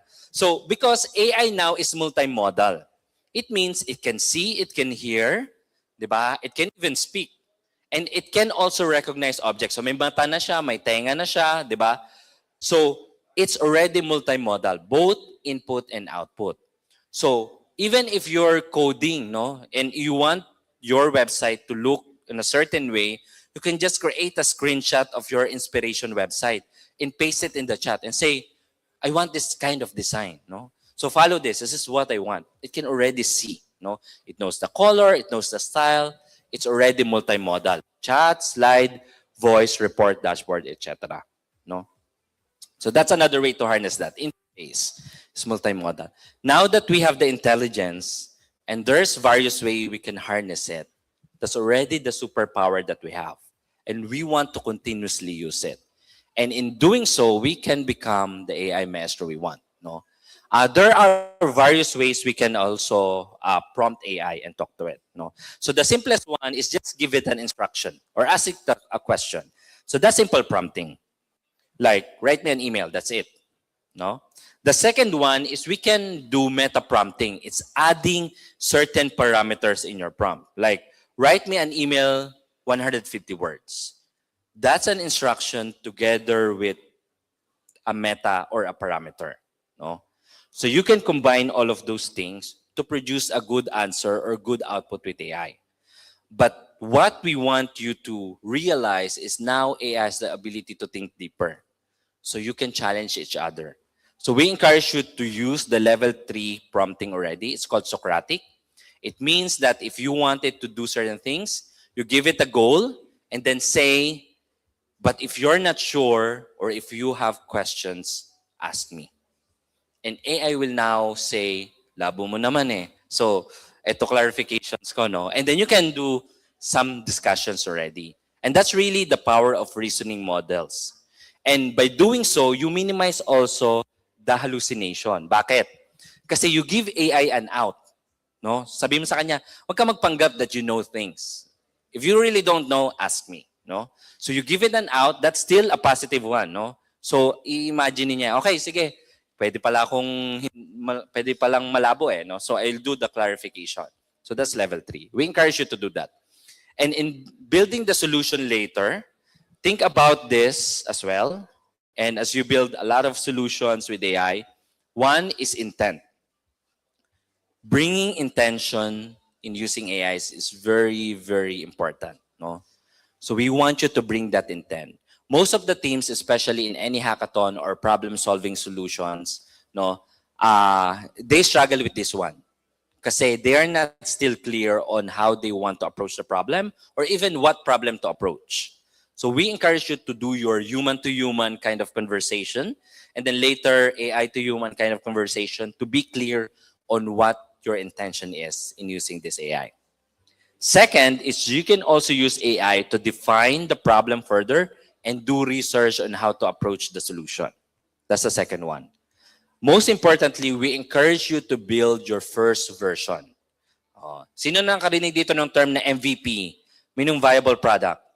Ayan, okay. Sige. So tinawag nila yan dati kasi mahal mag-build ng first version. Now it's easy. So wala nang MVP. Let's build our first version already, no? And then by building your first version, you can already make an assessment if it looks good or if it answers the problem. And then you can do the iteration. And then build again, iterate, build again until time is up or you're happy with it. No? So that's how you build it. So far, the Nexus record for the build and iteration is 100 iterations in under 2 hours. So if you can beat that, that's okay. But if you can do minimal iteration but a very good output, that's also okay. No? So that's how we build our solution later. Okay. Yun. Okay. So in becoming an AI maestro, we'll have these characteristics again. Intention, you provide your taste. AI will escalate to you. You do Socratic approach. You provide your judgment. But at the end of the day, always remember, we're still accountable to the output of our AI. If it did something bad, no? But if it did something good, that means we're also the one who will actually enjoy it. Because we build something that's good, where we build the solution that will address the problem of our community. That's good.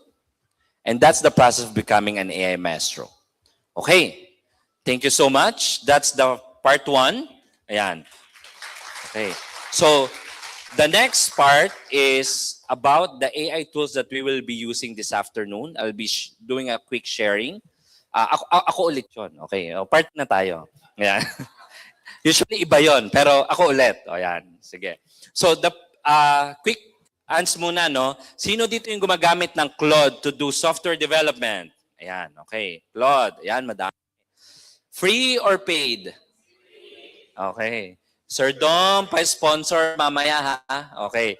Pa-sponsor tayo kay Sir Dom mamaya para we can use more, no? Woo! Okay. Thank you, Sir Dom. Ayan, okay. Codex. May team Codex ba dito? Meron din. Okay. Ano pa ba? Gemini. Parang lahat ginagamit mo. Pili ka lang. Ayan. Gemini, meron? O magbago na kayo. Okay. DeepSeek, meron ba? DeepSeek? Ikaw din? O yan. Okay, madami. Alright. So, since alam niyo naman, you can use that later for the hackathon or building your solution. That's okay. That's perfectly fine. You can build your laptop, bring your devices. That's also okay. But we will share with you some credits you can use this afternoon for Claude, no? So you can use that. So in this afternoon session, we will be using various tools, but the format is very simple. We'll spend few hours. Ilang oras po tayo later? 2 hours. So we'll do 2 hours to finish your output in under 2 hours using various tools. And then the end of that 2 hours, you will actually be presenting your solution in front for 5 minutes. Yan. Okay. Okay. Pa-quick share po ng slide or nung tools natin. If I can do a screen sharing para I can show it to them. So you can use your laptop. There will also be laptops that are available on the side. So there are MacBooks there that you can borrow. Yeah. For this, wala palang quote yun. Borrow, period. You can borrow, period. This afternoon, then you can use it. It has access to Wi-Fi na. There's Claude, there's Gemini there. Okay. Sige po, patulong po.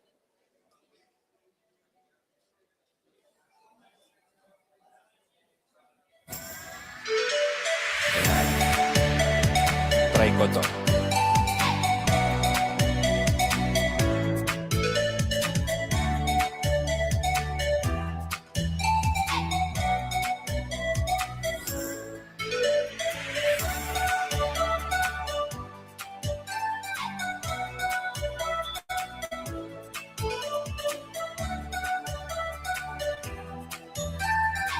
Ayaw ulit.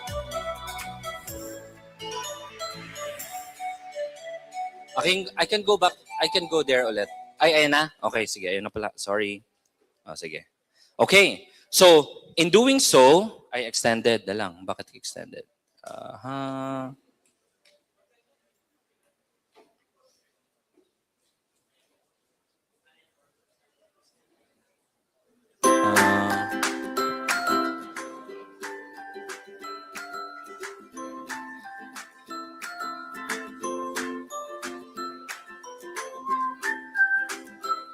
Okay. Sige. All right. So for this afternoon, we can use various tools, no? One of the things that I encourage you to do first is to build your intention. So that means you need to be clear on how you will approach the problem. And in doing so, I encourage for you to do your research, no? So you can talk to AI. Example for this, it's Gemini. You already know how to use it. To do some basic back and forth lang. Like challenge my assumption on my solution, etc. Diba? And then you can do question and answer. Like, is this the right way to approach a problem? Or look for alternative solutions, no, in this problem. And then you can use that alternative solution as your inspiration. So we can do that, no? And then another one is, as part of the presentation later, you will be delivering a pitch deck as well or a presentation. Yan. Switch lang daw from generator to main. If kapag 1 minute ka anytime later, mag-switch lang daw sila. Mag-queue ka lang na. Generator. Switch the- Okay, sige. Okay, so this is an example of a PowerPoint presentation generated using notebook, no, Gemini notebook. So you can input all of your details here ng presentation nyo, and then you can ask it to actually generate video or may slide deck dyan. So just describe kung ano yung gusto nyo. So create a pitch deck. Yan. About XYZ, etc., and click generate. And then it will produce something like this, which you can already use during your presentation. All AI powered. So that it looks good, no? So in your presentation, it's 5 minutes, and then you can do a mix of your demo plus your slide presentation. But my recommendation to you, if you have a very powerful demo, you don't even need the slide. But if you don't have a powerful demo, you can use the slide, plus you can dance, and you can also sing, no? Yon. So my recommendation is just make a powerful demo para you don't need to do all of these things. Another thing is that in the laptops, there are also available accounts for AI Studio. So if you don't want to do the hardcore coding, you can use AI Studio to build me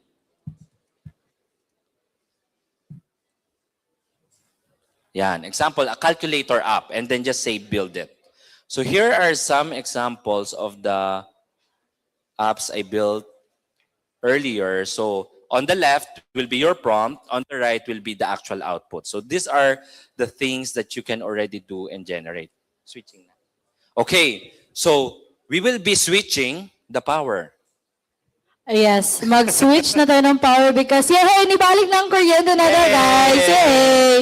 And now, while that is going on, mag-change of power, mag-distribute me of snacks. Yay! O diba, tignan nyo yung ano nila, energy, grabe. But while that is going on, mag-distribute kami ng snacks and I do hope that you have learned a lot. Well, actually, we're gonna learn more especially kasi we will continue the discussion after mabalik ang power and while you guys are eating your snacks. All right, thank you so much. Let's switch the power.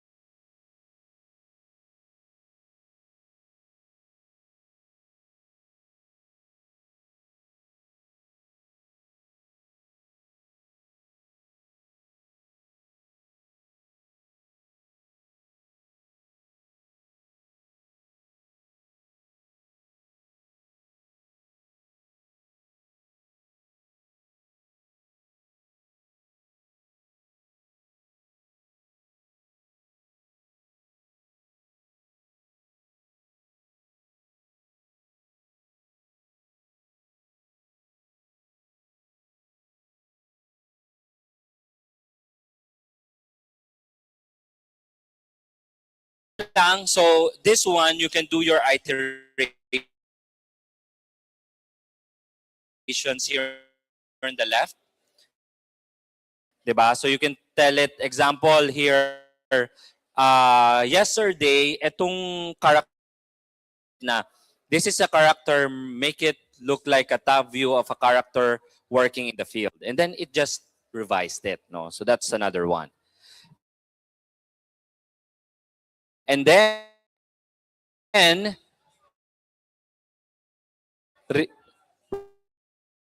remember, yung kanina, I told you na we encourage you to create a solution. I can use that to generate my code, or I can use various codes as well, or various tools to generate my code. Okay na yun. So that's step 1.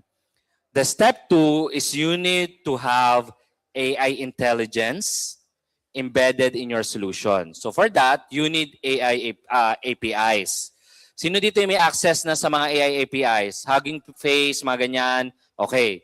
But the good news as well, thanks to Sir Dom, we will be giving you a credit for Open Router so you can have access for this afternoon only, limited edition, access to the Open router models. Ito yung mga recommended, pero check the Open Router website na lang kung ano pa yung mga available.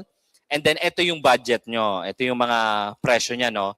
So the powerful models like the Claude Sonnet is $3 per million token. So budget that wisely. Each team will receive a budget of $10. So that includes testing and demo, right? And use. So you have $10 worth of Open Router AI token that you can use for this afternoon.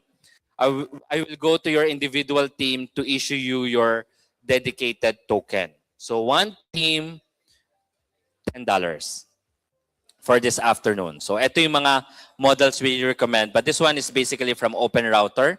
So you can use it. Any questions? Wala pa? Okay. Okay.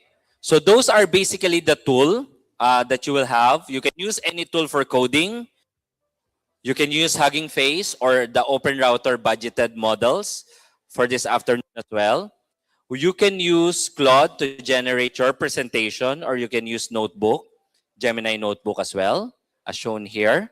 Or you can use Gemini, or you can use ChatGPT na libre for your presentation generation. But if you think you have a powerful demo, just focus on that, no? So those are the tools that we will use today. If you have any questions, we will have the team that's available this afternoon for you to ask any questions. Okay. I think that's it. That's all the overview of the tool, and good luck to the presentation this afternoon. Thank you so much.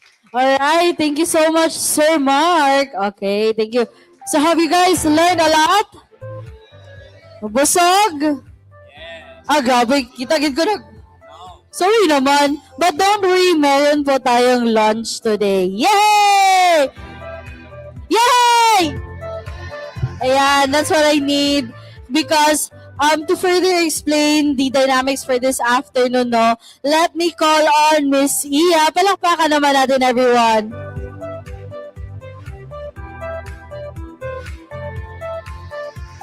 Hello! Ayan. Sige, magko-connect din ako.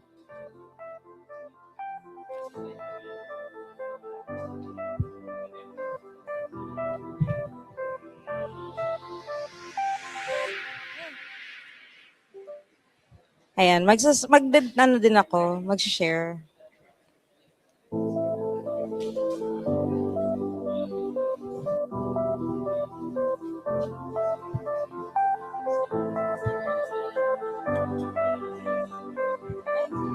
Ba't extend?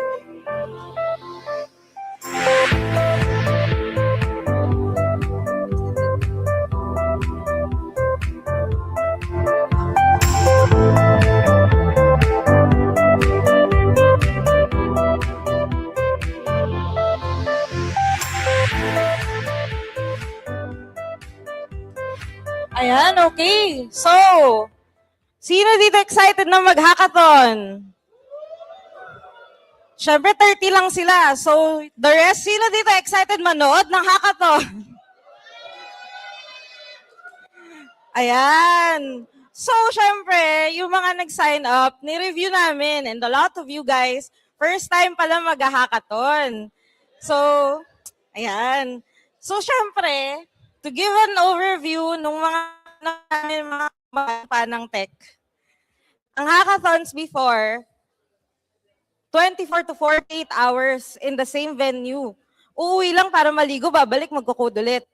So nagpaalam ba kayo sa mga magulang nyo? Kasi 24 to 4, hindi, 2 hours lang.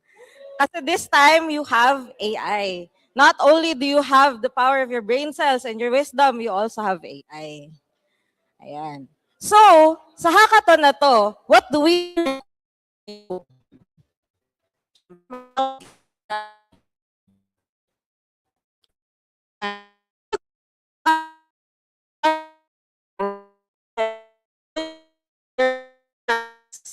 AI, and what Sir Mark discussed, not just AI built, it should also be AI powered. So, hindi lang kayo gagawa using AI, yung gawa nyo also has to use AI. So, yung participants, Yun ang gagawin nyo. You already know your groupings. Thank you for that. Later, I will be saying what the teams are. But along with the prototype, like Sir Mark mentioned, that's not all you need. You also need to pitch your solution. You also need to sell it to us. Bakit? Because there are people in this room who can actually make your dreams into reality. Di ko na sila name drop. Pero there are people listening to every idea that comes out of you. So, just to give you inspiration, we will show you the hackathon results of previous Nexuses. We've already had this is our 20th. So, we handpicked some examples.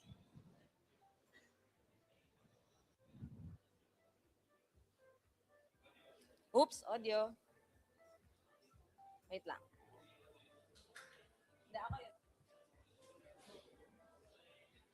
Thank you.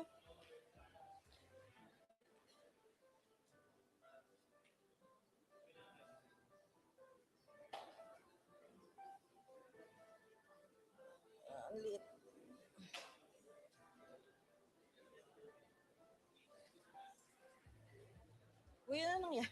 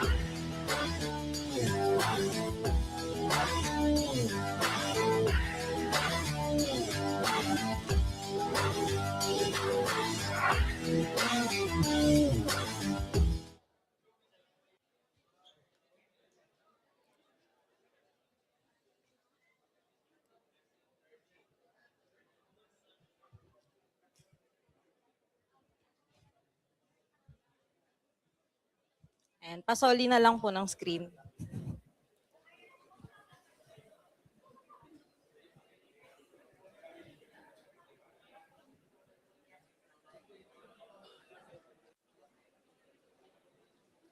Ayan. So habang hihintayin natin yung screen, bigyan ko kayo ng preview.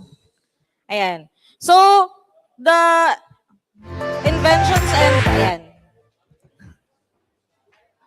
So, the products you saw kanina, yung mga apps na yon, just to challenge you guys, kasi mga IT kayo eh, nabalitaan ko na yung mga backgrounds nyo. Some of the outputs there were made by non-tech, like walang tech background at all. And hindi nyo siya mahalata, di ba? We actually handpick some hindi halata. As in, ang background nila, communications, operations, wala sila alam sa coding, wala silang alam sa tech. But they were able to produce those results. So, syempre, additional pressure sa inyo yun, di ba? Mag-expect kami ngayon. Also, remind ko lang, yesterday we were at a very baby hackathon with DEVCON kids. And 2 hours, they are able to produce the scary game. So, ayan. Okay.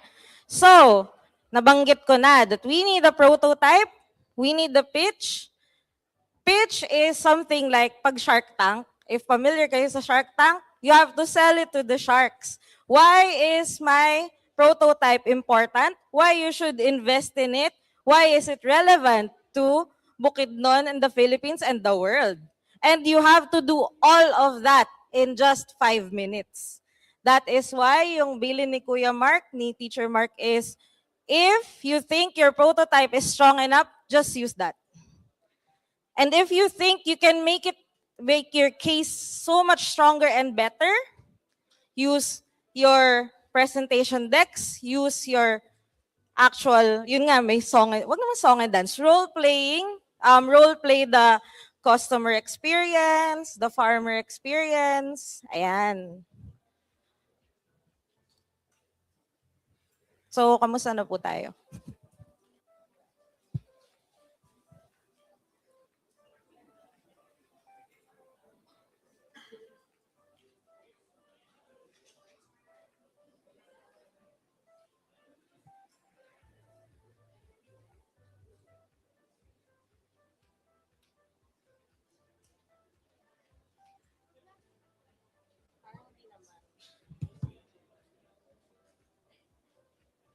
Ayun, okay, thank you.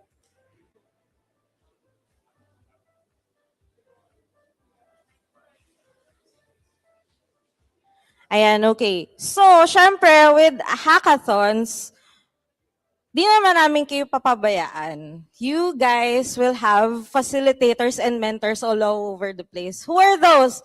Those are the visitors. So, yung mga taga-DEVCON, if you see shirts that say DEVCON 17, yung mga nakatayo doon, kawayan nyo lang kami and we will come to you. If may issue kayo sa internet, wag naman. May issue kayo sa internet, may issue kayo na hindi nag-run yung mga ginagawa nyo. If you guys need to brainstorm a little bit with us, we will come to you, mabilisan, and we will assist you. Because we all want na lahat tayo makarating sa finish line.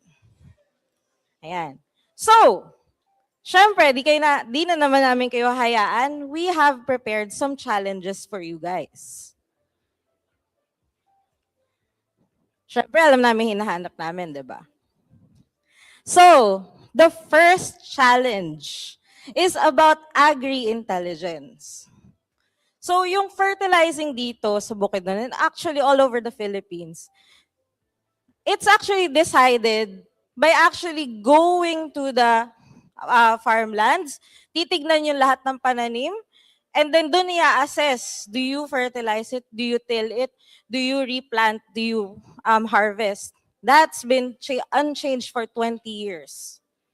So, Bukidnon is actually the #1 in the country in terms of crops and some livestock. And 90% of the Philippine farms ngayon, not just Bukidnon, have farms under 3 hectares. So, syempre, that's a lot. That's too much to visit. What do we rely on ngayon in terms of gathering data about our farms in a grander scale? We have satellite data from Europe. We have Sentinel-2. So si Sentinel-2, it passes over Bukidnon every 5 days. It has a geospatial limit of 10 meters. Ganun siya ka-specific. But syempre, that's 5 days. You also have infrared technology. It shows the kung natutuyo na ba yung halaman. It shows you drought, basically. However, syempre, satellites, anong limitation yan? Clouds. Pag may harang na structure, may harang na anything in the sky, can't see the farms. Si radars can see through the clouds na hindi kaya ng camera. But, kaya man yan ng satellite, kung hindi man yan kaya ng satellite, kaya yan ng tao. Ang kaya ng tao, hindi kaya ng satellite. So, your challenge is to actually make agri-intelligence that is contextual to Bukidnon. Yung mas reachable ng everyday farmers. Yung hindi na, okay, maghintay pa tayo ng 5 days para lang malaman, teka, should I stop what I'm doing? and recalibrate kung paano ko inaalagaan yung farm ko. So that's your first challenge. That's agri-intelligence. Saan yung mouse ko? Your next one is marketplace. So alam niyo na, ang kalakaran sa marketplace, bago makapagbenta ang farmer, bago makarating sa market, you have to go through so many intermediaries. Ano yun? May bibili muna, dan may bibili, bago makarating sa market. Ano nangyari? Yung farmers ngayon, ang liit ng kita. Kasi lahat na napunta dun sa transit, papunta dun sa kung saan talaga siya ibebenta. Daming middleman, ang daming gap. Siyempre, sino dito yung mga nagbebenta ng mga ano nila, mga personal hobbies nila, 'di ba? Pag nagbebenta kayo online, picturean nyo, post nyo online, post nyo sa marketplace. Hindi siya ganun kadali para sa farmers, 'di ba? So your next challenge for marketplace is to build something that allows the farmers to actually put their harvest on the market, walang middleman as much as possible, so that they get a lot of the profit para guminhawa talaga yung buhay nila. And don't worry, itong challenges na to, we will be sharing copies with you guys. So kayo mag-alala, hindi nyo siya kailangan picturean. You guys will be assisted every step of the way. Ayan. The next one is tourism. So imagine para sa aming mga taga Manila. Pumunta kami dito, galing kami ng Manila on a Friday. Pagdating namin dito, nagulat na lang kami may bagyo. So lahat ng mga gusto namin puntahan, di namin pwede puntahan, di ba? Lang na mag-zipline kami, bumabagyo. Baka di na kami makabalik ng Manila. Yan. Tapos, when someone tries to research about the tourist spots here in Bukidnon, it's a bit hard. Kasi, alam niyo yun, pag nagpa-plan kayo ng travel sa ibang lugar,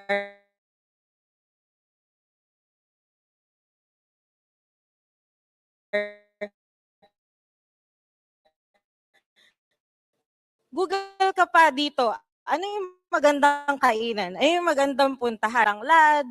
So, you have different farms and indigenous groups. But, they are so difficult to search for. And what's difficult pa is you don't have really current context. Yun nga, paano kung ginusto ko pumunta ng Dahilayan, pero nabagyo na o sarado pala sila, hindi lang ako aware. E di sayang yung tourism, di ba? Ang gagawin ko ngayon.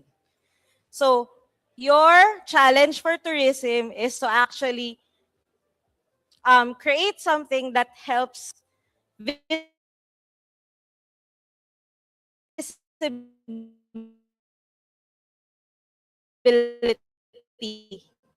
It helps tourists go on vacation here. Lahat ng desisyon ng traveler na hindi nila alam, it costs a business. Pag di nila alam na pwede palang pumunta sa'yo, di ka kikita, di ba? Your next one, saan na yun? Okay, the next challenge is about water and climate, early warning. So, eto, since yesterday, we have been encountering this problem as mentioned by the students of DEVCON kids. Water is such a difficult problem. So may water safety, may droughts, meron talaga yung mga water interruptions. So si Pag-asa, what they do is they label climate and forecast province by province. Buong Bukidnon, isa lang ang forecast. And na-experience namin when we came here, yung 2 hours on the road namin, mga 3 klima yung pinagdaanan namin. Like, parang first hour, init na init kami. Tapos parang biglang bumabagyo ah. Tapos after 15 minutes, asa na yung ulan, tuyo na naman yung daan. Diba? So it's hard. You can't just cluster Bukidnon as one. So, AI can actually help you make it more real-time, more detailed, more contextualized, more localized. So, ang challenge nyo for water and climate is create something that helps Bukidnon, specifically, the specific points, not just the whole. Kasi we already have the whole. What we don't have is something that helps the barangays. We don't have something that helps communities. Ayan. So our second to the last is financing. So financing, you have yung mga local na manggagawa, you have farmers. Siyempre, sometimes they need loans and banking services. Ang problema sa traditional loans and banking services and financial services, very, hindi naman strict, pero very specific yung mga kailangan nila. Di ba pag maglo-loan ka, kailangan mo ng certain income documents, certain income statements. A lot of farmers don't have that. Maraming manggagawang walang yon. But they do have alternative ways to prove their credit worthiness. Maraming sila mga proofs of income, mga receipts, di ba? Mga invoices that they can present. They have titles, they have ownership that they can prove. So, the challenge for this one is, how do you make it that a farmer who doesn't have traditional credit worthiness proof, makakapag-loan? They can prove na kaya ko mangutang at kaya ko magbayad. And then your very last one is the AI Customer Service Micro Agency. So, napatunayan na here in Bukidnon, you were trained by DICT Spark, yung virtual assistance and AI literacy, di ba? Yun yung outside Metro Manila. So, alam nyo na yung mga how to do tickets, chat, quality, documentation, may mga skills na kayo, may mga equipment. It's just that, syempre, when you take on BPO services, ang laki ng volume. And your ng product ang makatulong sa akin to do that. Na three lang kami sa team, pero kaya namin work of 30 people. Kasi syempre, why? Pag nagkamali kayo, ang dali-dali mawala ng client, ang dali maputol ng kontrata, ang dali mawala ng income. So that is your challenge for Microservices Agency. So ano itong pinapakita ko sa inyo? These are your hackathon kits. This will guide you throughout your hackathon. So, you have your timer here. Yan ang magsasabi sa iyo how much time is left bago namin kayo sabihan na tama na. Bago namin sabihin na okay, magpe-present na kayo. You have the presentation guidelines here just for the purpose na hindi nyo siya makalimutan, na 5 minutes lang, na huwag nyo makalimutan na magpe-present kayo.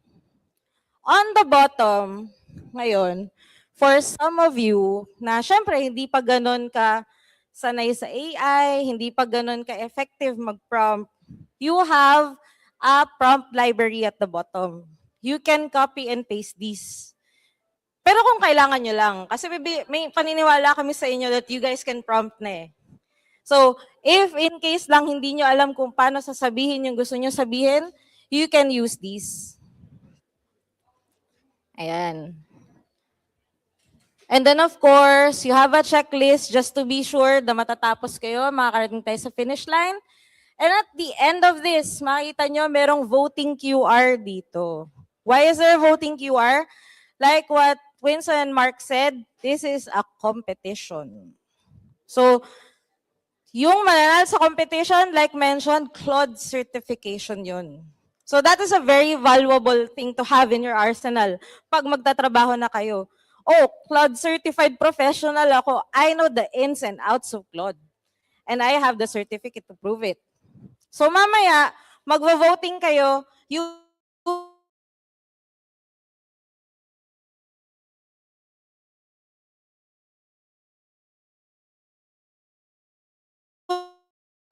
vote for all the teams and you will scale them from 1 star to 5 stars.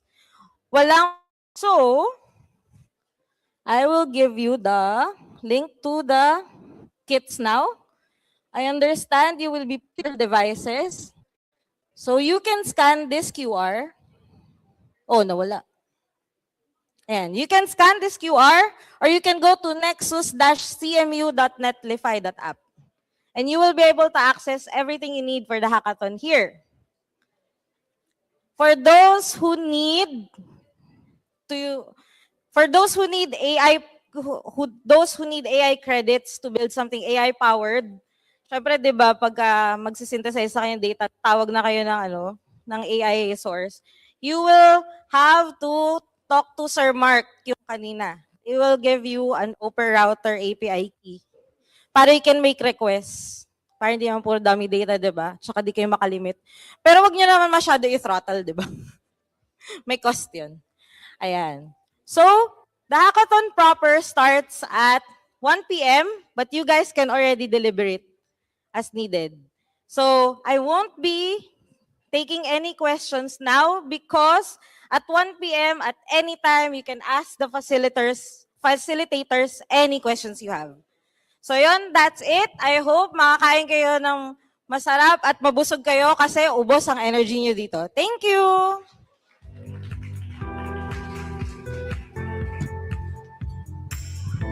Thank you so much, Miss Iya.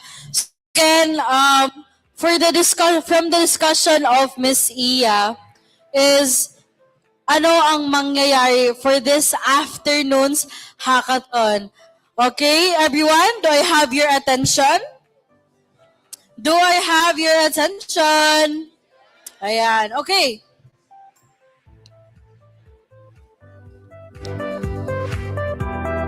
So again, thank you, Miss Iya, for walking us through the challenge. And Mechanics Hackathon teams, keep those instructions in mind because after lunch or during lunch, it's time to build your prototypes or your products. So again, thank you so much again, Miss Iya. Now, do I have your attention? Sorry. Now, let's proceed to our next portion of our program where we've spent the whole morning learning, exploring, and experimenting this afternoon. Some of you will take the learning into challenge. Then again, for the announcement of everybody, ganito yung process natin. Because after the next portion, we will start distributing your lunch. So ang first na magkuha sa ilahang lunch will be those participants for the hackathon. Why? Because they will start their prototype na agad-agad. And then after the distribution sa inyong lunch for those hackathon na mga participants, you go sa kanya-kanya na table. Alright, students, do I have your attention again? Alright, then for the cyber hygiene natin na participants, you will grab your lunch there at the back, at the registration table, and proceed sa training room. Did you get that? Again, the cyber hygiene participants, grab your lunch and then proceed sa training room, okay? Do I get a thumbs up if gets? Okay.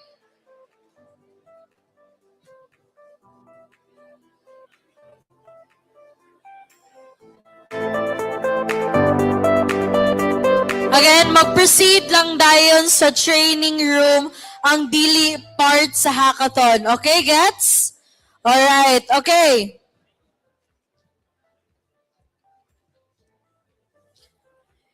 Now, again, thank you so much, Ms. Iya. And before we move further into our hands-on activities, we would also like to recognize one of the important partners helping make today's program possible. So DOSC Northern Mindanao continues to support initiatives that strengthens science, technology, innovation, and opportunities for communities across our region. And we are very grateful to have their support here today. So can you please join me in welcoming the Regional Director of the Department of Science and Technology, Northern Mindanao, Dr. Mark Lemuel L. Garcia, for his message of support. So let's give him a round of applause, please.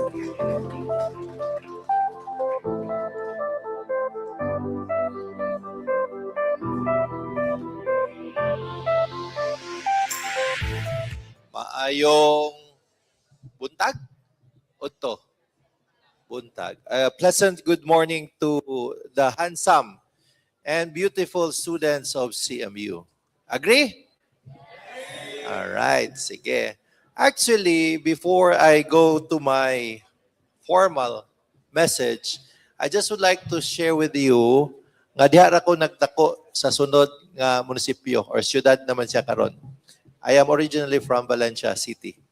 So I've been playing in the same playground when I was growing up, and now I have given the responsibility to make sure that you have a stronger ecosystem para maplastar o mahitabo ang inyong gusto buhaton. So I hope that DOST will be able to support you with your dreams and aspirations. Okay, that's why you're here, right? I don't want an employee. I want to be a CEO. I want you to dream that dream and continue to support that. Okay. It seems I have a presentation, but don't worry. I won't be between you and your lunch. Di ba? Gutom na? Oh, yes, lagi. It's okay. It's okay.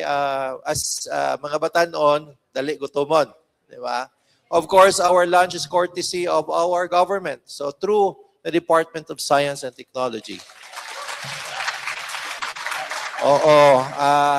Siyempre, unsa gali ng last line sa Bayang Magilyo? Okay, that is in reference to our patriotic duty para sa atong nasod. So our country makes sure that opportunities for you are here. And whatever we can do to help realize this opportunity, we will. Again, maayong buntag sa tanan. I would like to recognize, the President already left for another meeting, Dr. Ibalye, the Undersecretary for DICT, Yusek Leandro Angelo Aguirre, our founder of the DEVCON, Ms. Pam Rose Damarillo, and Sir Winston. Maayong buntag sa inyo, sir, and thank you very much for continuously pushing for this advocacy para sa development sa atong mga kabatanunan and opportunity. Also joined us here today are our stakeholder that supports the ecosystem of this very important startup development ecosystem. Our board member from the 4th District of Bukidnon and our technology champion for Bukidnon, Attorney Oliver Owen Garcia, as Daplin. Siya yung dulan. Kay taga CMU mo na siya. Okay, so I'm sure he will be able to find connection on how to help you with your aspiration. We are also graced today by the Director of the Technology Promotion and Commercialization Office of the University of Science and Technology in Cagayan de Oro. So, naatay opportunity for incubation dito, Dr. Vanessa Garcia.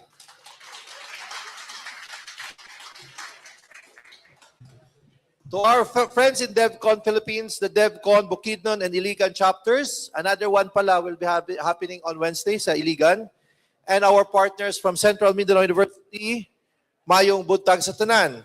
First, daghang salamat to DEVCON once again for this DEVCON AI Angat. Aral, Ngayon, Trabaho, Bukas to Mindanao, and for giving us the opportunity to be part of this Nexus AI Masterclass Hackathon.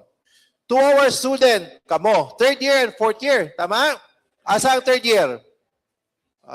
Sumbagay ni ba, basta inani. 4th year dayon to. Usually, pag 3rd year o 4th year, di yun na, amigo. Agree? Okay. You take care of them kay kamo man ang mga magulang. You do the same when you become the senior. Okay? Collaboration is critical.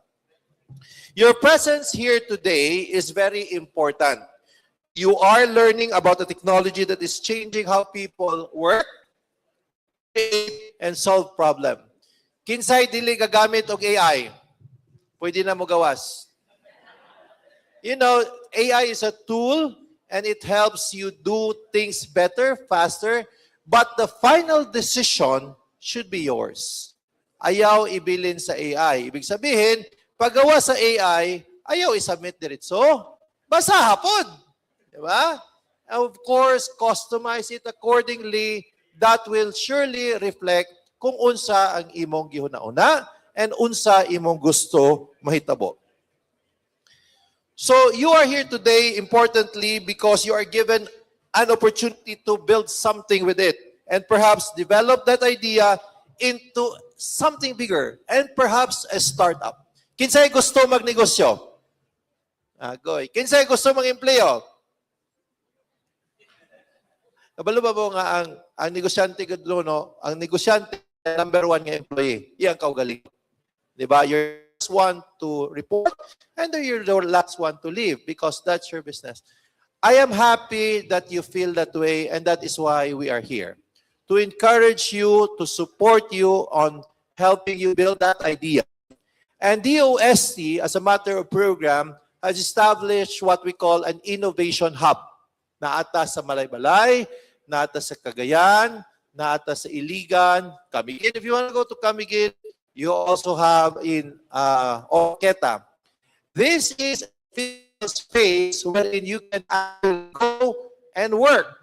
Okay? Naatay mga expert you could consult on, naatay mga resources you can use. By the way, dili kay ko mag-elaborate kay gigutom na gid mo, but I would like to recognize two DOST team members here, Mr. JM, say hi. And Sir Kalel, there. If you have questions mamaya, sir, pwede mo adto, libre kape, libre internet, they can answer those things. Ang pinakaduol sa inyo is the one in Malaybalay City. Now, we are mandated to do this, but it doesn't mean nga naara sa DOST office. Perhaps if partnership would allow, we can also create an innovation hub mismo sa Central Mindanao University. Aron din na mo. Diba? We have experiences in the Visayas wherein the innovation hub is inside a state university. Kaya naaman mo dire. And you are the ones that would like to encourage to develop your ideas, whatever that may be. Okay? Sa una man gud sa among panahon, when I was younger, when we have an idea, we're always told, dili na pwede, lisod na. Okay? So that is why for those dreamers and those with aspiration, gamay lang ang nigawas. But we now realize that this is very much important. That is why government is making sure that if you have a good idea, suportahan. Ganahan ba mo, ana? Alright. Wala na kayo may bayad tuition ba? Wala ay. Wala na, libre na. And for, of course, with free higher education, it's always important that you do something of yourselves beyond school. Kaya scholar ba mo sa nasod? Diba? Many have not had the opportunity to go to school. So nganong importante man ang usa ka startup? And is a startup, does a startup start a company? Kumpanya ba ang sinugdanan? Unsa man? Humana man. Ikaw ba, JM? Humana na yung kudigo, balo na sila. It starts with an idea. An idea whose value might not be clear now, but the problem it's addressing is very much present. That is why kung wala pa'y clarity, we journey towards incubation, we journey towards ideation, we journey towards commercialization, and that is where DOST is here. Okay? Sige. Di na gud mo kapaminaw, baka gigotom na gud mo. In any case, my mission today is to make sure that you are aware DOST supports this initiative. Not only support, but next year, I am looking at putting up funding. Funding. No kwarta. Para sa inyo, dili para sa ila, para sa inyo. You come up with the idea, you come up with a good idea, we can validate it, and then we will fund it sa DOST. Okay? So, tanaw na to, o ayaw po itong basig 100 million na po na, di na po ka-afford na. Somewhere in the range between siguro 3 to 500,000, kaya pa na siya. So, if you have an idea worth pursuing, dako ra ma'am? Anyway, if you have an idea worth pursuing, pursue it. Have yourselves coached and mentored. present it. Siguro mag-reverse pitching ta Dere JM to be able to identify which one of you will be able to get funding. Okay? Ang fourth year, kano sa mag-graduate? Wala apel. Dali na ta. Ha? Apel pa. Apel gyapon. Even if you have graduated, you are still welcome to join that particular activity. Because the maturity needs to marinate before it becomes mature. Okay? Ang ako lang message is do not give up. Okay? If you fail, try again. Okay? Have yourselves coached, have yourselves mentored, and we are here to assist you. Kana na lang siguro because lunch is calling, and I hope that I can spend more time here. But for your DOST concern for Bukidnon, natay opisina sa Malaybalay. Okay? Of course, there's always online. You can always email them, and then they can refer it all the way to the regional office. Once again, daghang salamat ug maayong buntag kaninyong tanan. Thank you so much, sir. But may we ask that you remain on stage, and may we call on Attorney Baba, Sir Doms, Sir Winston, and Ma'am Glay to be here on stage to present the token and appreciation and certificate of appreciation.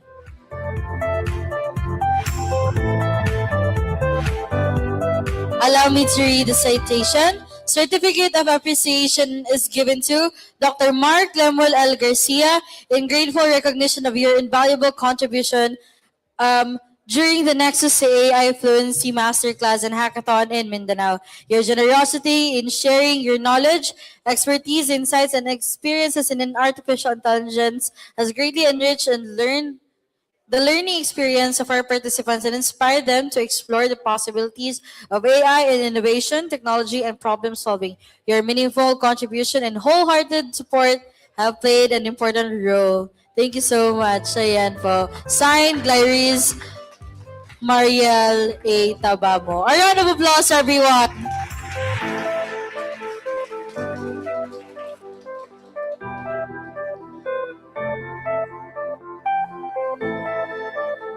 All right. Thank you so much. Again, RD, thank you so much for gracing us with your presence today. Thank you so much. And now, I think papunta na po tayo sa exciting part. Oh, wow, grabe.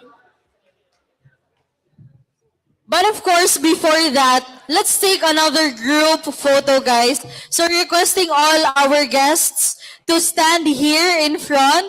And may I request everyone to please stand for a photo op together with DOST Regional Director RD Garcia. So requesting all of our guests to stand here in front. And may I request all the participants to please stand up. Okay? Requesting all guests to be here at the center. Here po tayo sa center for a photo opportunity with RD Garcia. Ayan.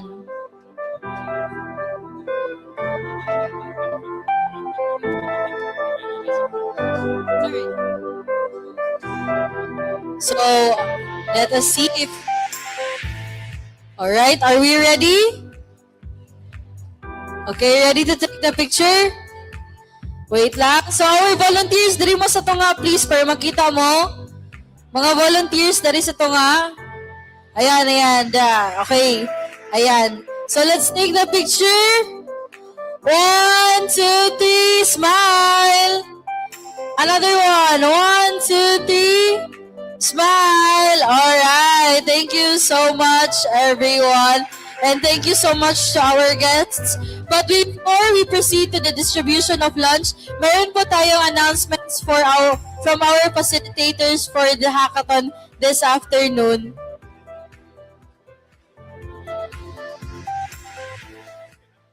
Ayan, thank you. So, i-roll call ko lang yung mga kasali sa hackathon just so you know who you are, ah.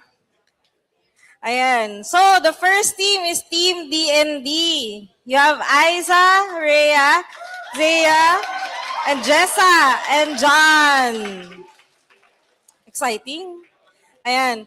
The next one is Team Super Dogs. Steven, Joseph, Hannah, Hill, and Daryl. Ayan. The next team, not sure sa pronunciation, pero Joe Biden. So, katong pang tawag, can you come here at front if your names are called? Can you come here in front if your names are called? Thank Ayan. you. Team Joe Biden is Sheer, Andre, Dionir, Mark, and Jules. Sorry pag di ko nabigkas sa maayos, ha? Correct me later.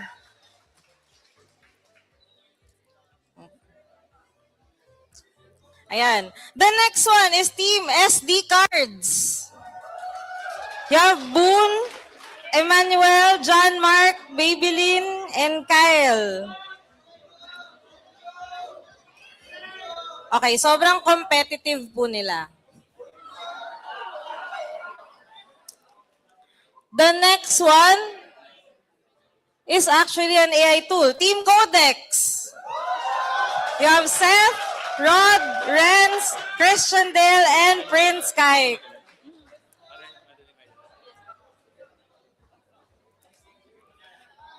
And then your final team is I think, therefore, I am.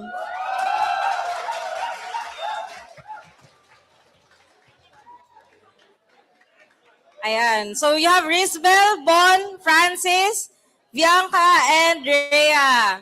So, let's cheer for them kasi ang next few hours nila will be exciting and difficult and challenging. Okay, so hackathon participants. Ayan, picture. Ayan, picture muna.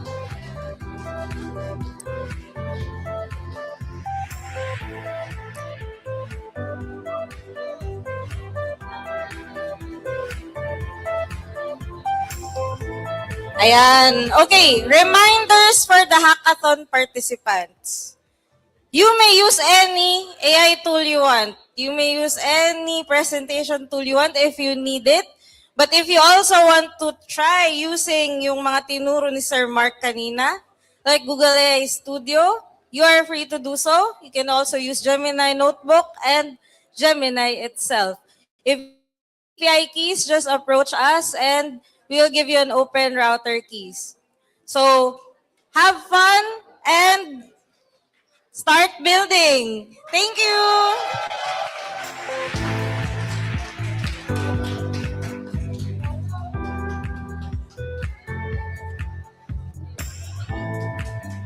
Okay, now, so let's proceed with the instruction for the distribution of lunch.